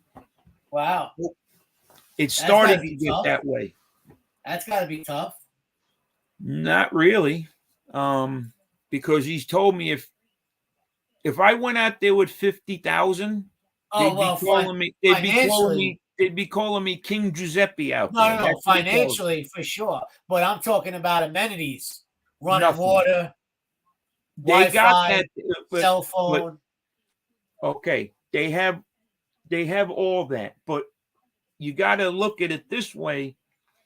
For a business opportunity, it's probably the best thing in the world because, like here, like everything is taken here. There, he's like, I used to be a basketball player. I love basketball. He's like, yo, you come out here, we could build basketball courts. The kids don't have that there. You know what I mean? So Right. you could be on the You got more forefront opportunity. of all You got the more new stuff. opportunity. Yeah. The opportunity is endless out there. Like he's saying, like you could get a house for 10 G's and it's like bigger than what I'm living in right now. But then again, you got to be more. It's like you said, the amenities. You're not going to go out and go to an Italian restaurant, but you're going to be with people. Like the people there are really just great people, you know, because they really don't have like what we have here, but it's slowly but surely. So you know that, have you ever heard of the singer Akon? Of course. Okay. You know what he's involved with? He got $1 billion loan from China. Right. To bring electrical grid to certain places in Africa. Wow. French Montana. They don't have electricity there. I think he's from Senegal. Akon. So could you imagine going out there? You know how he got you know how he got founded, right? Wyclef Jean? He was locked up with Styles from D Block. Okay. That would well that his first song was with them. Right. Locked up, remember? And then they met each other in a jail here in New York, and the rest is history. There you go. And now he's probably going to be richer than all of them. Absolutely. Because doing something like that's some entrepreneurship. Yeah, those are big moves. Well, especially when you do something like that, you have people throwing money at you. Because it's like, it's like how it was here 200 years ago or 100 years ago. Sure. But like he was basically telling me, like, like you come out here and you build like a recreational center, like a YMCA type thing. Sure. And then like you get some people that I know that were professional basketball players, or my brother who played for UNLV. You get him over there, right? Yeah. And they start running clinics or whatever and doing like, Sure. Because it's like it's all uncharted territory out there. Yeah. But like you said, the amenities are completely different, and it's a whole, Right. like you really are not going to have like No. indoor plumbing. Let's say like not Right. not a lot of people, You're might going not down. have that You're amenity. going down to the river to get your water to take a There shower. you go. Yeah. There you go. And it's certain areas are like city wise, but the other ones are rural areas. Right. And what he does is he puts about 400 women each year through college. So what he does is he comes to America and draws up money because what happens is it's a Muslim country there. So now the women have a couple of choices. You either get married, like you get married and you become like the housewife with the kid. The education opportunities for women there are like, it's not like here, the jobs or whatever. They don't have the same, women here. It's not an even playing field because men make more money, but it's the difference over there is women really don't have much say so of anything where he's from. They just, get married or whatever and have kids. They don't work. They're not educated. He runs a program where he generates money to put 400 women a year to college in America. So it's non-for-profit. People donate money, and he has, he pays their tuition to go to school. And he gives the women a chance there because they really don't have the opportunities of a man. You know what I mean? It's a completely different thing over there. I'm not saying it's good or bad, and I'm not disparaging anyone, but it's just the reality of life. Mm-hmm. In some of those Muslim countries, the women don't really have, I'm not going to say all Muslim countries. I mean, I don't know the whole thing, how it works, but the opportunities are a lot less for a woman over there than they are for a man. But how do they get money for education and stuff like that? So my friend Dave has this thing that he's involved with, and he spends half the year here drumming up money, and that money puts them, it helps to help people. Situation. And he's always been that way, my friend Dave. Like he was in the Peace Corps. Good that he's in that position. Yeah, he was always like, he was in South Africa in the Peace Corps, and he would always call me and be like, he was just a really good dude. Like someone who's never cursed in his life, and he's friends with me. Could you imagine him? He's never cursed. I've never heard him disrespect anyone. Very good kid, smart kid. Could have been a doctor or a lawyer. He does this. So he's always had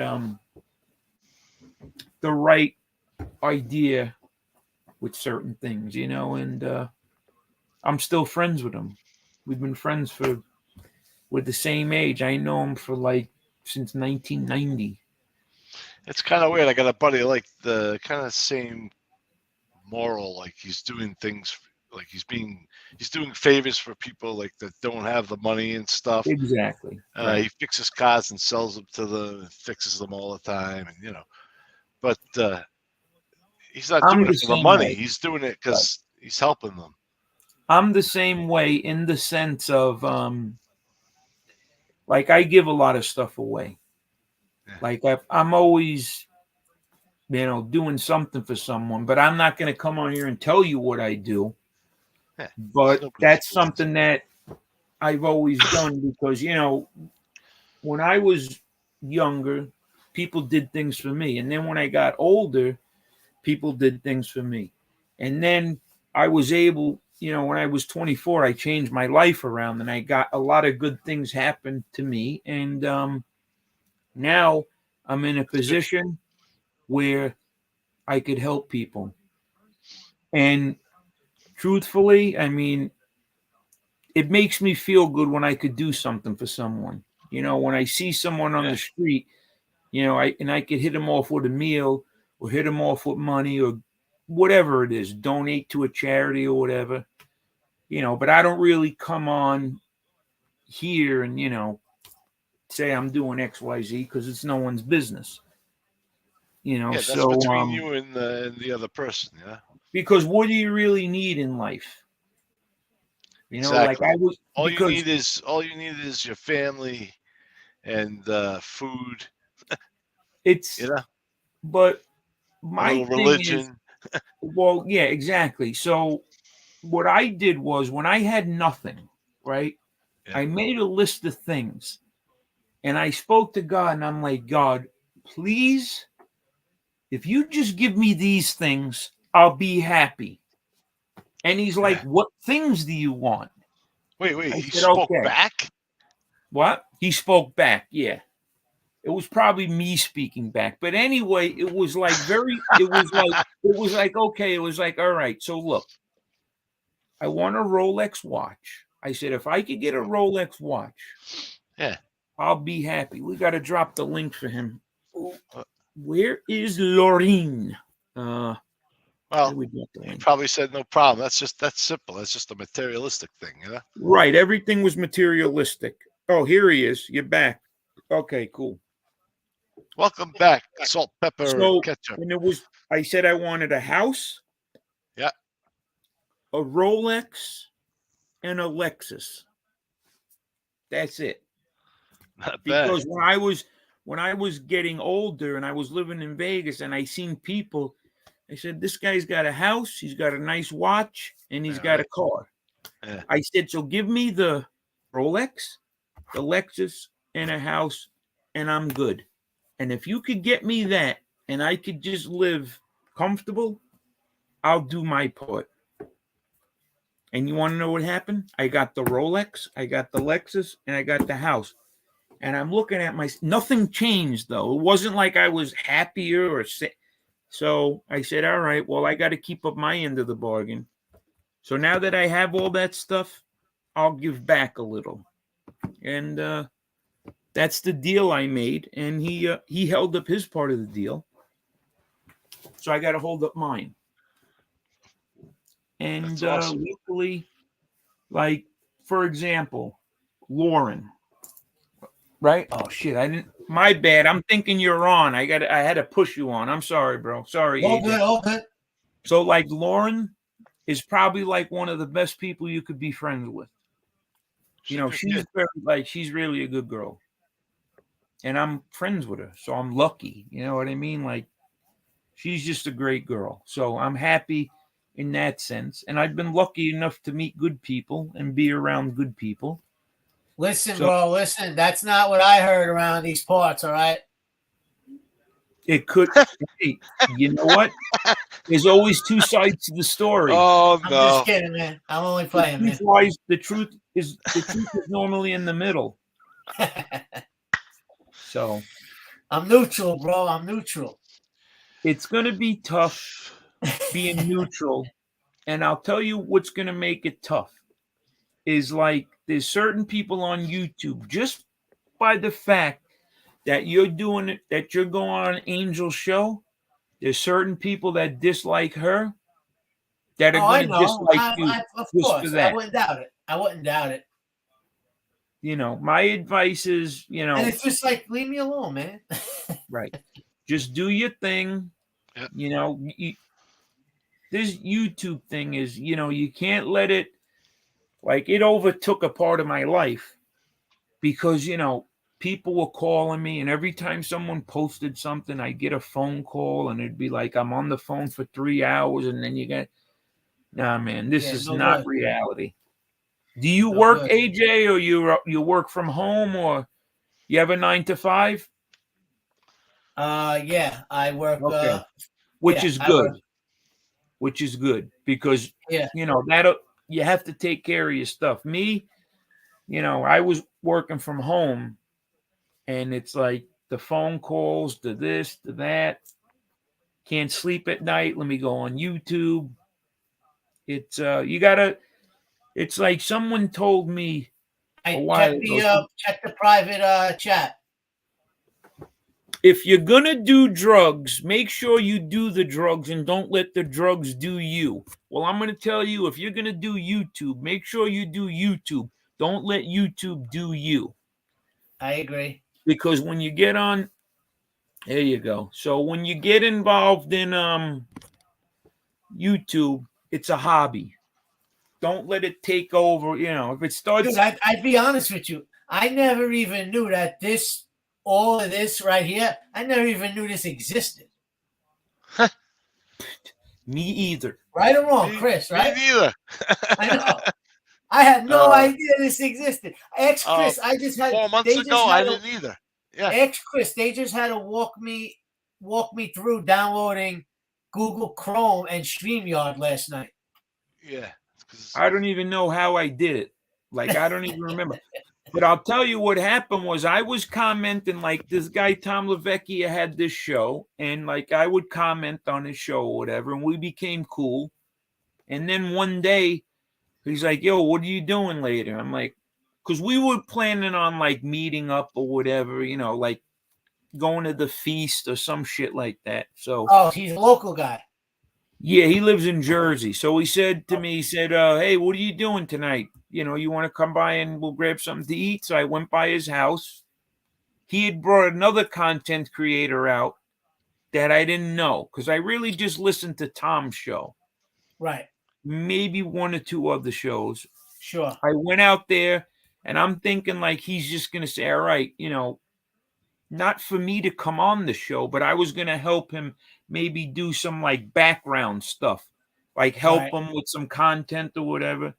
Right. They decide to go do a live, and I'm sitting behind the computer screen while they're on, and he just turned the camera on, and like I really didn't want to come on. I wasn't planning on doing shows or anything like that. And listen, not to interrupt you, but that kind of sounds like that he had an ulterior motive and he knew what he was doing and he did that shit on purpose. Not really. I don't think so. Nope. Okay. I don't think so. I think it's just kind of like you can see why I think that though. Yeah, but he really he didn't have it really wasn't though, because he never really dropped the link and that whole shit. That really wasn't happening that much. You know what I mean? Because I would have been I really didn't want to go on. It was just I think from sitting behind the computer screen, I was making comments. And finally, it was just like, here, you talk. You know what I mean? Right, Maybe, yeah. I mean, I don't know. It was very organic. And then there was some really cool people in the chat or whatever. And they were like, Yankees for Life was one of them. He's still around. And so here I am. Now I'd probably want to kill Tom for getting me involved with this. But no, it's okay. I mean, I get to meet certain people. Oh, it's why? The good and the bad. You would definitely say that it's because of Tom why you got even involved in all this YouTube? Yeah, so I say I want to kill him, but not really. I mean, like I said, do what you can on here. Yeah. You know, meaning man, like it's a hobby. I'm very try to do good. I go to work. You come home from work, you're tired. Like if I'm tired, I mean, I'm very sporadic. You know what I mean? It's like if I feel like going on, I'll go on. If I don't, while I'm at work, sometimes I'll throw my earbuds in and I'll listen to one of you guys that's got a show, and I'll just listen. Oh, yeah. You know what I mean? Like here or there. Mm-hmm. That's what's good about it is you could pop on just about any time, right? And someone's on. Usually, anytime. All hours. And you know what I realized, like you start to learn that certain people have their little time slots that they usually stick to. Yeah. I want to blow that whole thing up. Hi, sassy nerd girl.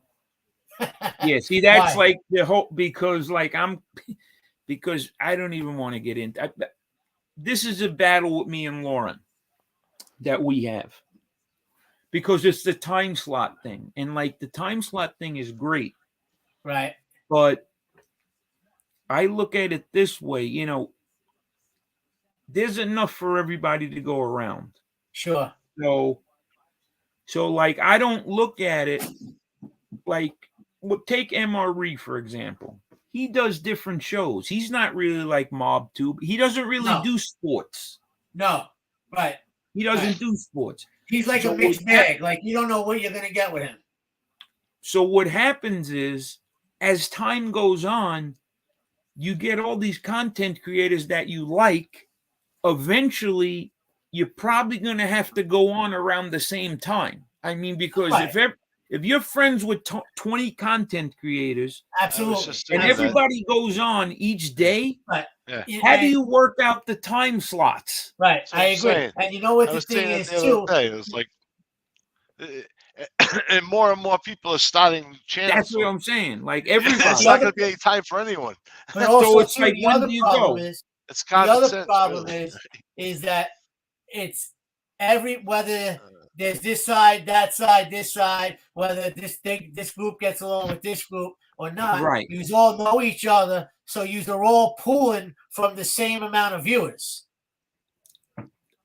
My whole point, exactly. So, but right now, out of all the content creators that I'm cool with, the MREs, Angel, you 556, whoever it is, right? They're not really doing sports. Right. So I tell you this. Listen, I tell you this. I have no desire ever to have one subscriber. I'm never going to do a live. I don't want a channel. I'm just strictly here to watch and listen. That's it. But what winds up happening is like this.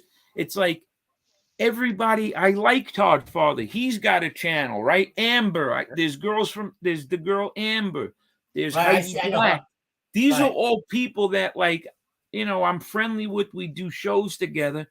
For me to say, all right, I want to do a show. Well, I'd be doing a show from like 3:48 in the morning to 4:12 in the morning is the only open slot. You know what I mean? Right. It's like, I know, like, at some point, because also too, say you want to go, like, who's to say who gets to get the 7:00 primetime spot? Why do they get it, but you don't get it? And you know what I mean? And then next thing you know, I also noticed that people get real petty when they tell you, and they're like, "Oh, how come you weren't in my channel tonight? You knew I was going on." And now next thing you know, you're fighting with them. It's like, it's that and crazy. On comes the drama. It's that crazy because, like, I don't listen to shows anymore of people. Not because I don't like the person, not because I'm mad, because I just can't do it, because it's hours and hours and hours and hours and hours and hours. And then they take it the wrong way. They take it as like you don't like them, you're not interested in them, and probably a lot of drama. Times. Yep. So it just creates issues. Chris, you're the same as me, right? Like, you have no intention of like starting a channel and having subscribers and everything, right? Because I know I don't. Well, I started the channel. I already started the channel, but like, I'm just taking my time. I'm not even really sure which direction I go. Gotcha. Yeah. But what's good about having a good it time is right now.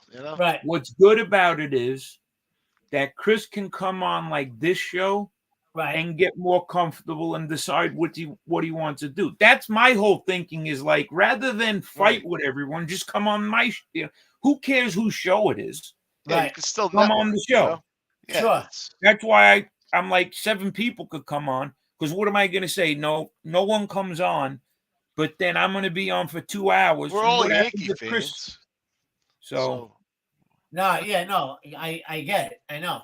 And like Chris made a very good point. Every day you got 2 or 3 new people that are starting a channel.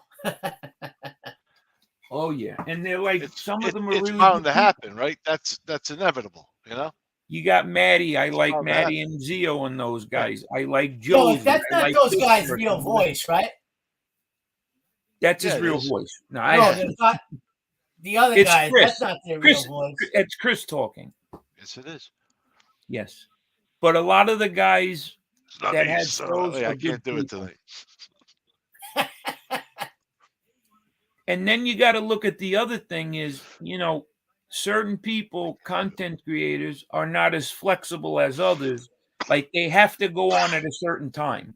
Like, if you're working 9 to 5, you can't go on at 1 in the afternoon. Unless you're broadcasting your job. Right. I'm a little more flexible. Right. So I could come on now. I could come on in the morning. Sure. But it's funny, like you said, like I definitely notice, the more you come around, you start to see like this guy's always a 9 a.m. guy. This person's always 8 o'clock person, 8 at night. Then you got the random people, you got the late night people that come on, after midnight and stuff, right. Lee Cole, he's Yeah, another but there's one that only I so like. many hours in a day, Lee Cole's a guy that I like, and Lee will actually reach out to us if he's doing a show at 6. He'll say, "Look, I'm going to go on," So I like. We work with people, Sure. because it can listen. It can only help you because if you don't, you're going to be fighting for the same amount of views. That's the whole thing, and I don't want to compete with those guys. I rather because my forte is not talking shit to people. Because right, the problem I have with talking shit to people is it gets to a point where it's like, okay, now what's next? Right. I don't know what's next after cursing, going back and forth.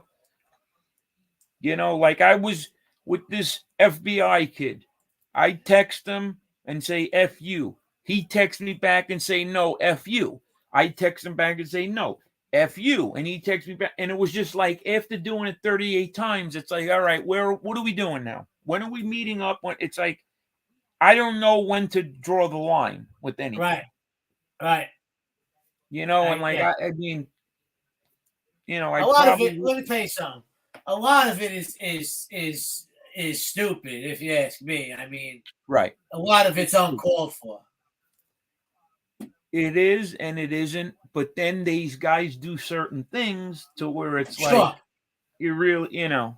I trust me. I see what goes on, man. I see. It's the craziest thing. I mean, I had a Bay 8th channel. I don't have that channel anymore. I seen that. The reason why I don't have the channel anymore is because I try to help a friend. There's no way that I was ever going to let Lauren or any of my friends, and I could tell you this, okay? If we got to go to war, the three of us, I swear to you, if you're my people, you're going to stand behind me. You might stand next to me, but I'm always going to be the one that's going to be out there taking the first blow. Sure. Taking the first punch. It's just how I am. Do you think if Lauren had to put her name up, okay, to fight a strike, and the other side was going to get that information, that I was going to give up her name and her phone number that easy? No, you take mine. And that's what happened. And someone's like, that's no, it wasn't thing. a show. This is fraudulent. Listen, it's not. That's another thing. That's another thing. How does YouTube do that? Like they give up that all the people, like they sell you out like that? Like that's crazy. Yeah. That's crazy that they do that. I put my name, address, and phone number up. He put it up, FBS. He put it up. He put my phone number up in his chat. I have his phone number, his address. I didn't do it. Because what is it going to do? Yeah, I hear you. Do you think I want someone going to his house? Of course not. He wants someone coming to my house. Yeah, I mean. But he wants someone to come to my house for a different reason. Yeah. He doesn't want them coming to my house because it'll hurt me if someone comes to the house. But it'll be the opposite. It'll hurt me because I'll be in the chrome bracelets. I won't be the one going to the hospital. Right. The other one would. So there's the other side of that too. And he knows that. Yeah, it's all just like these guys all know. All these guys in the chat know that seriously, if you want to get in touch with me and you feel like you want to meet me for some reason, you could reach out to me, and there's a 99.99% billion chance that I'll probably meet you somewhere and talk to you. And believe me, we'll probably shake hands at the end of it. Because I guarantee you, if I seen these guys that hate me face to face, there's only one way they're going to leave. Sure. They're going to leave shaking my hand. Because the other option is way worse. And we don't want, who wants the other option? It's way worse for both parties. Who wants the other option? Right. Yeah. The best option is to shake hands and keep it moving. Because who wants the second option? No, We I don't agree. want the second option. Nobody does. Like you said, it hurts everyone. It does. So it does. That's why I feel if I can meet that person and you could look me in the eyes, then you're going to have a clear understanding of what you can do and what you can't do. Now, if I met that person face to face and they walked away from that meeting and went back to YouTube and still ran their mouth and still did all that stuff, okay, then we got to meet a second time.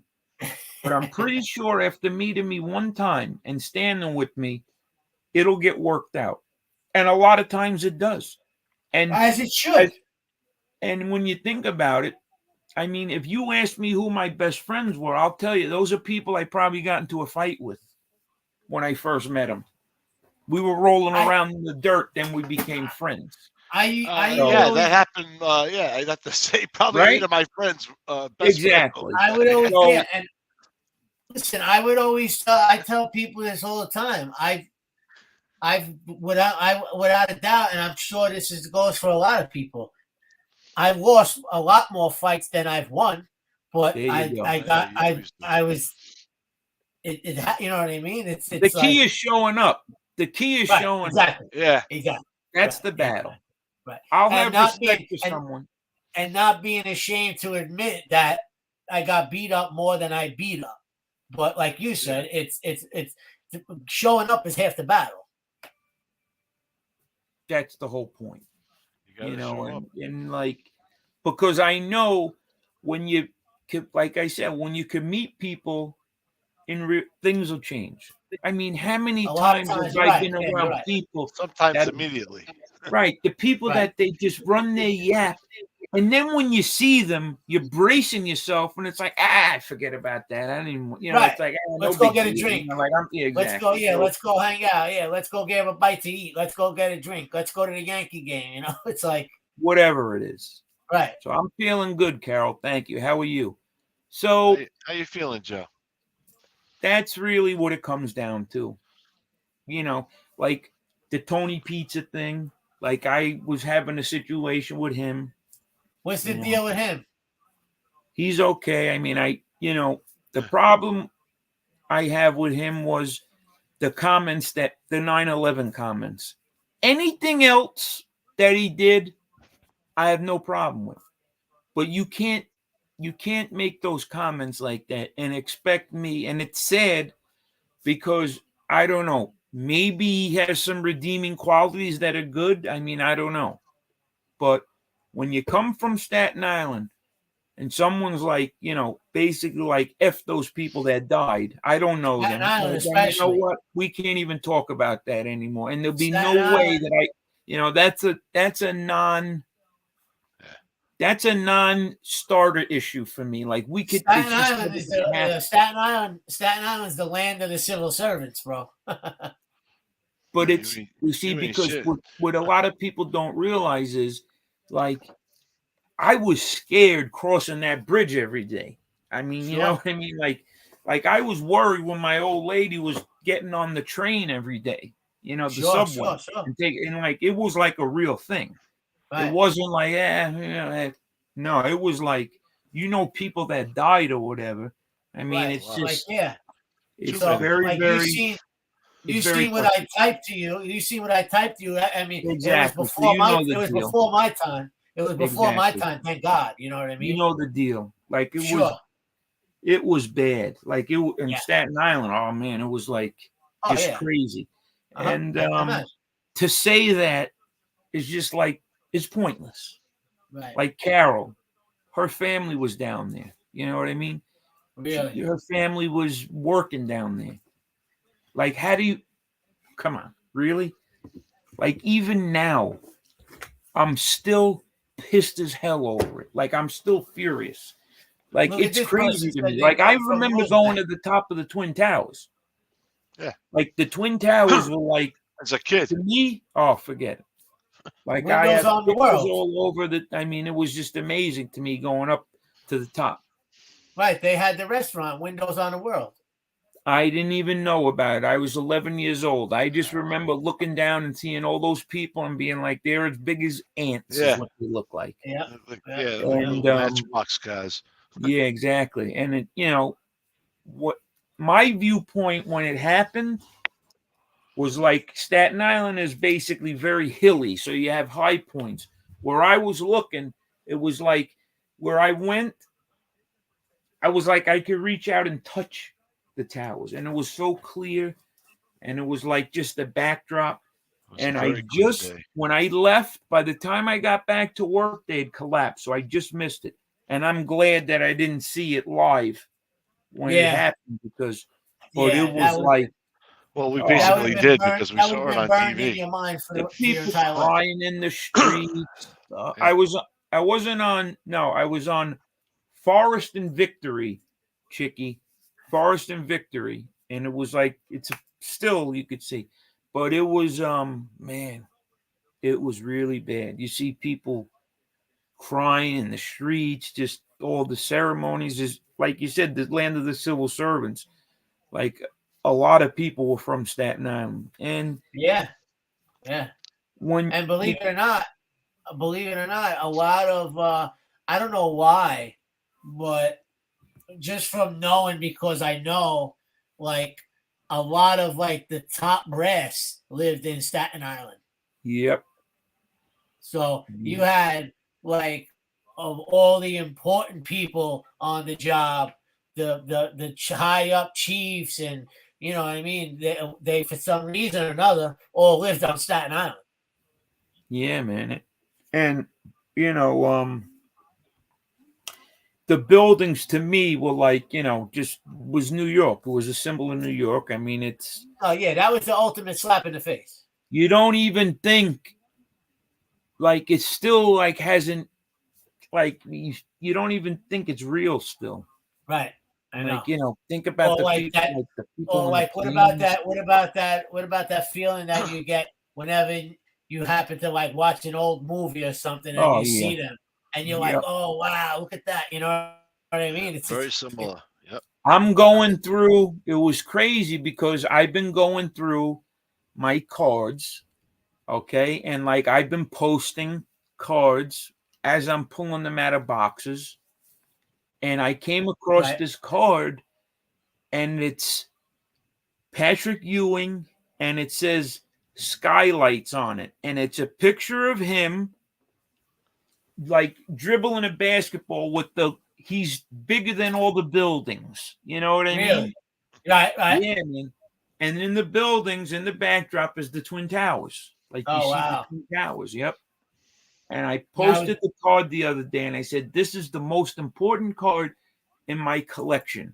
And it was just he's just dribbling and it's the start, and I'm like, man, still has the towers. It's the most important and it's nowhere near the most expensive. Value, it's $1, it's worth $1.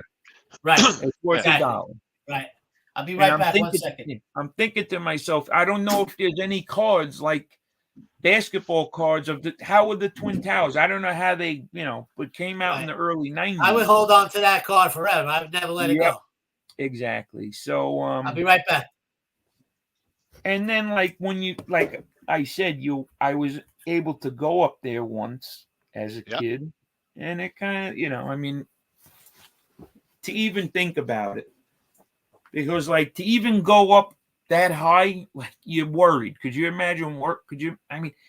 I wasn't good with heights. Oh my, and then like the plane. Oh my God, the people on the planes, forget it. To not have an emotion when you think about it, it's crazy.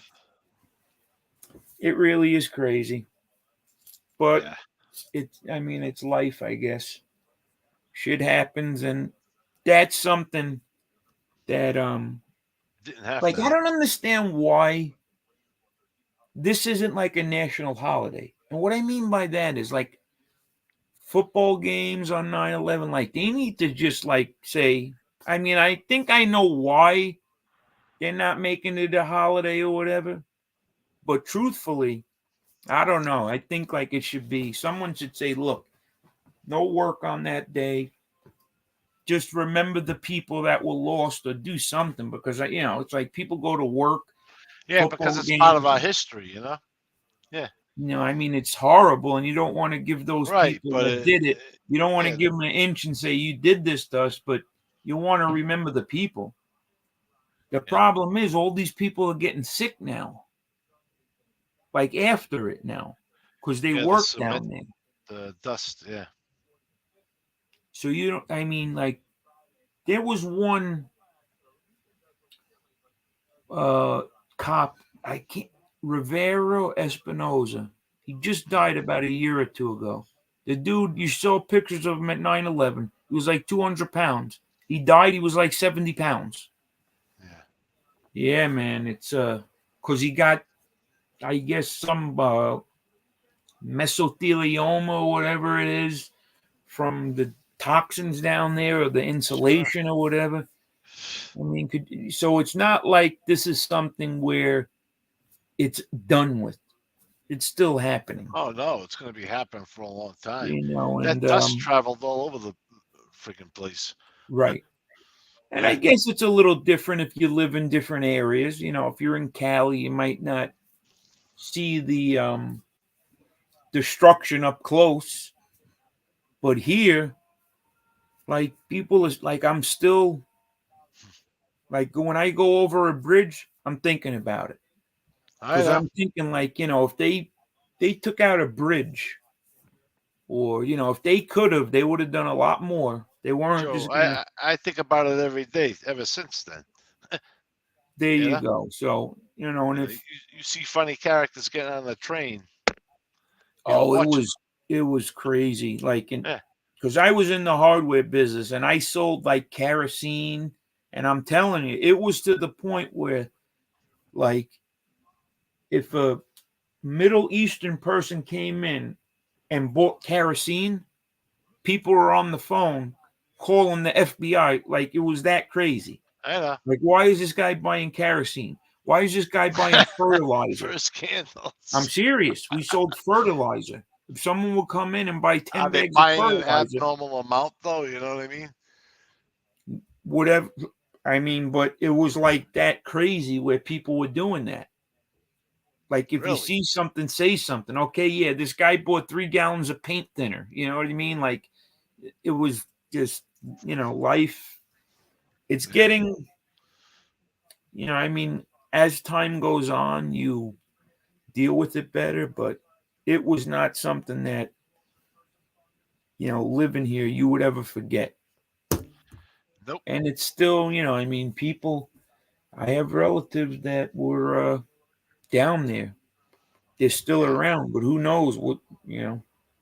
I go like the week before New Year's usually. We go to the What, you come to New York? Yeah, I go to the monument and stuff like that. Yeah, it's. And then I have family members. They don't even want to think about it. Because I have pictures in my sports room of the towers. As a matter of fact, I got this. I don't know if you can see this. But this is a clock that has the skyline. The towers are right there. It's the Brooklyn Bridge. Yeah. Yeah, see? So like all that stuff. Yeah. I'm into all of like the memorabilia and stuff. I have all these figurines that I collect of like the New York skyline. So I got like this. The Empire State Building. Yeah. I remember wanting one of those as a kid. The Chrysler Tower. And I have all other ones. The Twin Towers. The Chrysler Tower. Yep. Yeah. So have any of you Joe, have you been to the 9/11 museum? Yep. You been to, Chris? Yeah. I had to stand in a line. It was huge. Yeah. But I went, yep. I try to go there every year. It's not it's difficult for people. Shout out to Carol because Carol, do you know who Carol Mahal is? I see her in the chats all the time. Yeah, that's my buddy. So she's, has family that was down there and whatnot, and wish her and her family nothing but the best. First responders and everything. These people, like, they didn't 100%. even these first responders, they didn't even know what they were getting into, but they just went because it was like, hey, they gotta. Yep, they just gotta go to work.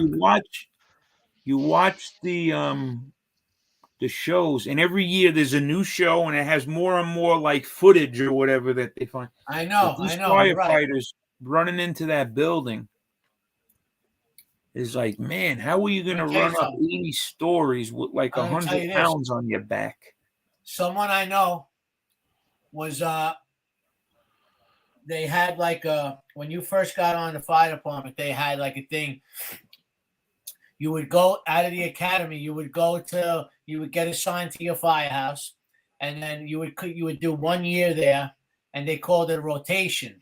And what they would do, you would do 3 years total. You would go out of the academy. You go to your house. After you're done with your first year, you go to another house in a different borough. You do a year there, and then you do a third stop. And then after the third stop, you go back to your original place, and that's where, if you want to stay, that's where you stay for the rest of your career. Someone I know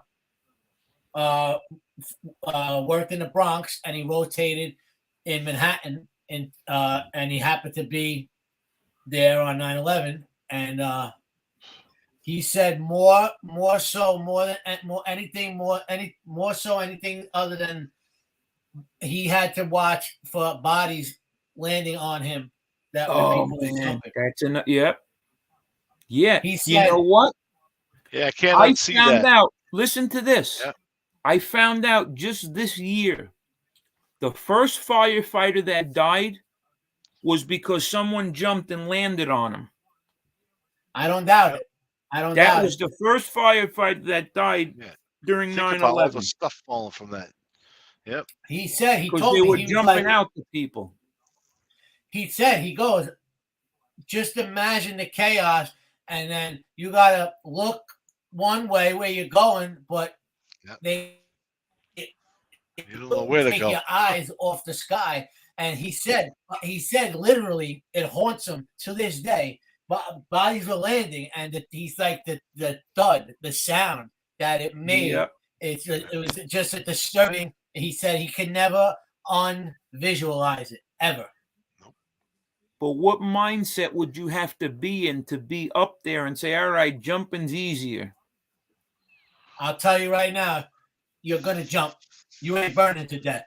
But that's so high though. You're not burning to death, bro. I'm telling you.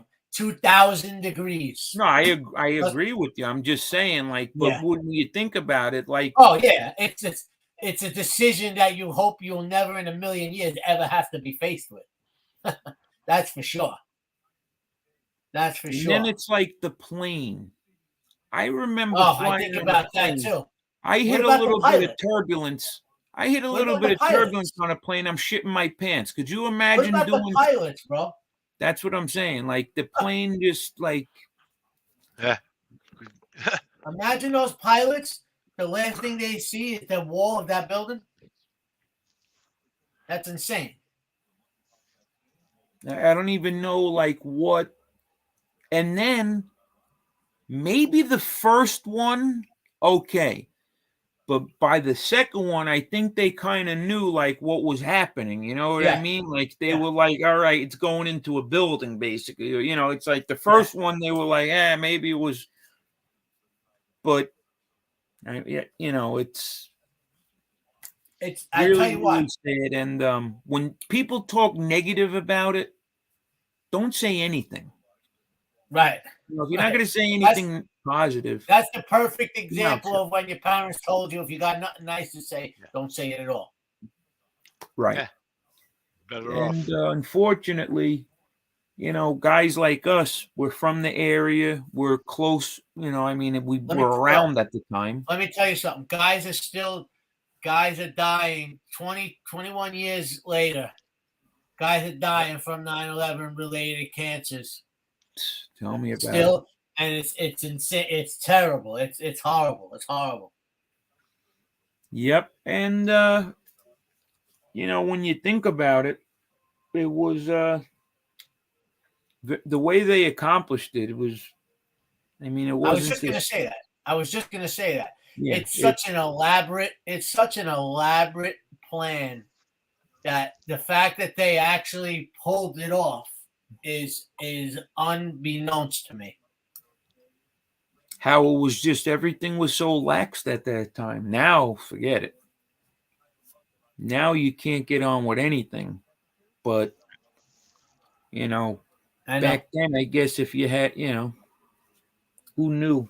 Maybe they weren't trained enough. I don't know. But the pilots, well, also too, the thing is that we know after the fact that all those guys had was pocket knives and box cutters.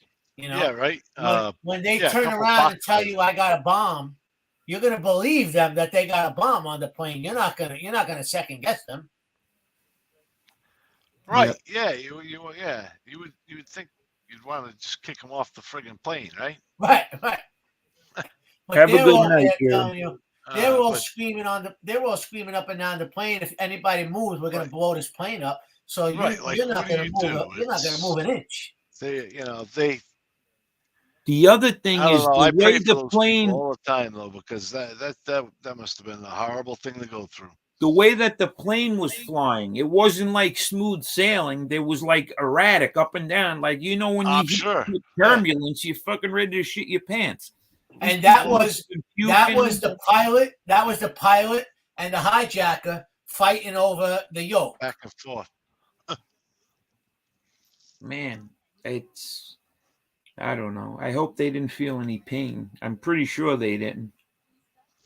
What's your feelings? What is your feelings on the plane that went down in Pennsylvania? It was shot down. No, I agree. I agree. They had no choice. I agree. They had 100%. They had to pop it. Because it was like over a field. Okay, it was the lesser of two evils. Exactly. Look, they would. Todd Beamer and all those guys, great. They did their thing, but like it was over a field basically. Yep. And but I guess that's probably an instance where we shouldn't know what really happened. Maybe we just leave it as that's it. Also, too, I could be wrong, but I don't even think the family of those people that were on the plane would be upset if they did find out that it was shot down. You know what I mean? Yep. Because if it wasn't, it's tough to like Monday morning quarterback it. But if it wasn't shot down, what was going to happen to it? Yeah, and like where even if it hit into a residential area. Right. Not the White House, let's say. Let's say it hit apartment complex. Well, what about the plane? Remember the plane 20 years ago that crashed in Rockaway? Of course, yep. That hit a bunch of people's houses. Yep. That was bad, too. Same thing with the one in Long Island, TWA Flight 800. They think that a missile shot it down. That was the one that was going. Was that the one that was going to the Dominican Republic? Yep. Yeah, I think that was the one. Yep. Yeah, over Jamaica Bay. Yeah, the Mauritius or whatever. Yeah, exactly. Yep. Right. Yeah, that one. They said they thought it was some test missile or whatever. It's that's why with flying, I've kind of like soured on flying a lot. I used to fly all the time. Hey, what up? Who's that? A hairless cat. That's his cat. Is that your cat? Yeah. Oh, I didn't think cats were that friendly like that. What's his name? Pharaoh? A Sphinx. Sphinx. That's another thing. Susan B. Anthony, I just remembered something. Remember the guy that his boyfriend dumped him or his girlfriend dumped him, the pilot, the No. co-pilot, the pilot says, I'm going to go use the bathroom. He locks the door and crashes it into a mountain, the plane. That was going to France. No, you didn't hear that? When was that? I have no idea about that. That was maybe 10 years ago. Oh, Really? yeah. What happened? Unbelievable. Yeah, the thing is, he had some mental issues. I'd Or say. whatever. But I'm saying, like, he had some mental health issues, and I guess he was on medication, and he got depressed. Yeah, man. That shit was crazy. He flew it right into the mountain. I don't even remember that, Joe. Yep. I'll try to get some info. I forget what it was. You got to watch. Well, I watched this show called Air Disasters. It's pretty bad. It talks about all the plane crashes and like what happened, and it goes through a whole thing. You know what a lot of people forget about that? They tried to blow up the World Trade Center in 1992. 93, yep. Yeah, it happened. Yep, that happened. I was in high school, right? Yeah, February 1993. They went in the park. They went in the sub-level parking garage with the box trucks. The truck with the chlorine, right, or something? Some kind of bomb, yeah. 5,000 pounds of explosive. Yeah. Sick bastards. Unbelievable. Let me see if this was it here. What? What's the matter? There's been so many planes. Okay. Here we go. Chilling. How's it going? Just chilling. German Wings Flight 9525 was a scheduled international passenger flight from Barcelona to Germany. Guys, I got to get going. Where the frig are you going? You listen to this. I'm reading right now. You'll listen. All right, go ahead. Anyway, the crash was deliberately caused by the co-pilot who had previously been treated for suicidal tendencies and declared unfit to work by his doctor. He hid that information from his employer and instead went to work. When it got to cruising altitude, the captain went out of the cockpit, he locked it, and initiated a controlled descent into a mountainside. There you go. Were the people on the plane? There was 144 people or some shit like that. 150 people were killed. Oh my God. Oh, how about this? Man. What about this? The negligence on those two flights that crashed recently, those new Boeings, the 737 Maxes. Yeah, did you see the documentary on it on Netflix? No. Watch it. Yep. Yeah, it's insane. It's insane. They effed up. Big time, bro. And that one girl's parents, the one from Addis Ababa. Yep. The second one of them was in Ethiopia and the other one was in Malaysia. Yeah. And that one girl's parents, they really, really, they advocate for her. They show up at White House and. So here's what we should do. So what we'll do is we'll do a show on that. That 737 Max. I got some info on it. Chris has to go. I'm going to roll. It's late. Why don't we, you know how to get in touch with Chris? AJ? I'll type my cell in the private chat. You guys can take it and hit me up. If you're comfortable, it's cool. If not, no big deal. Yeah. But I have no problem. Do that. Yeah, me either. All right. So do that. And, Chris, I mean, you know how to get in touch. You reach out to Lauren, you Instagram or whatever, or Facebook. You know how to get in touch with her. She's got her way.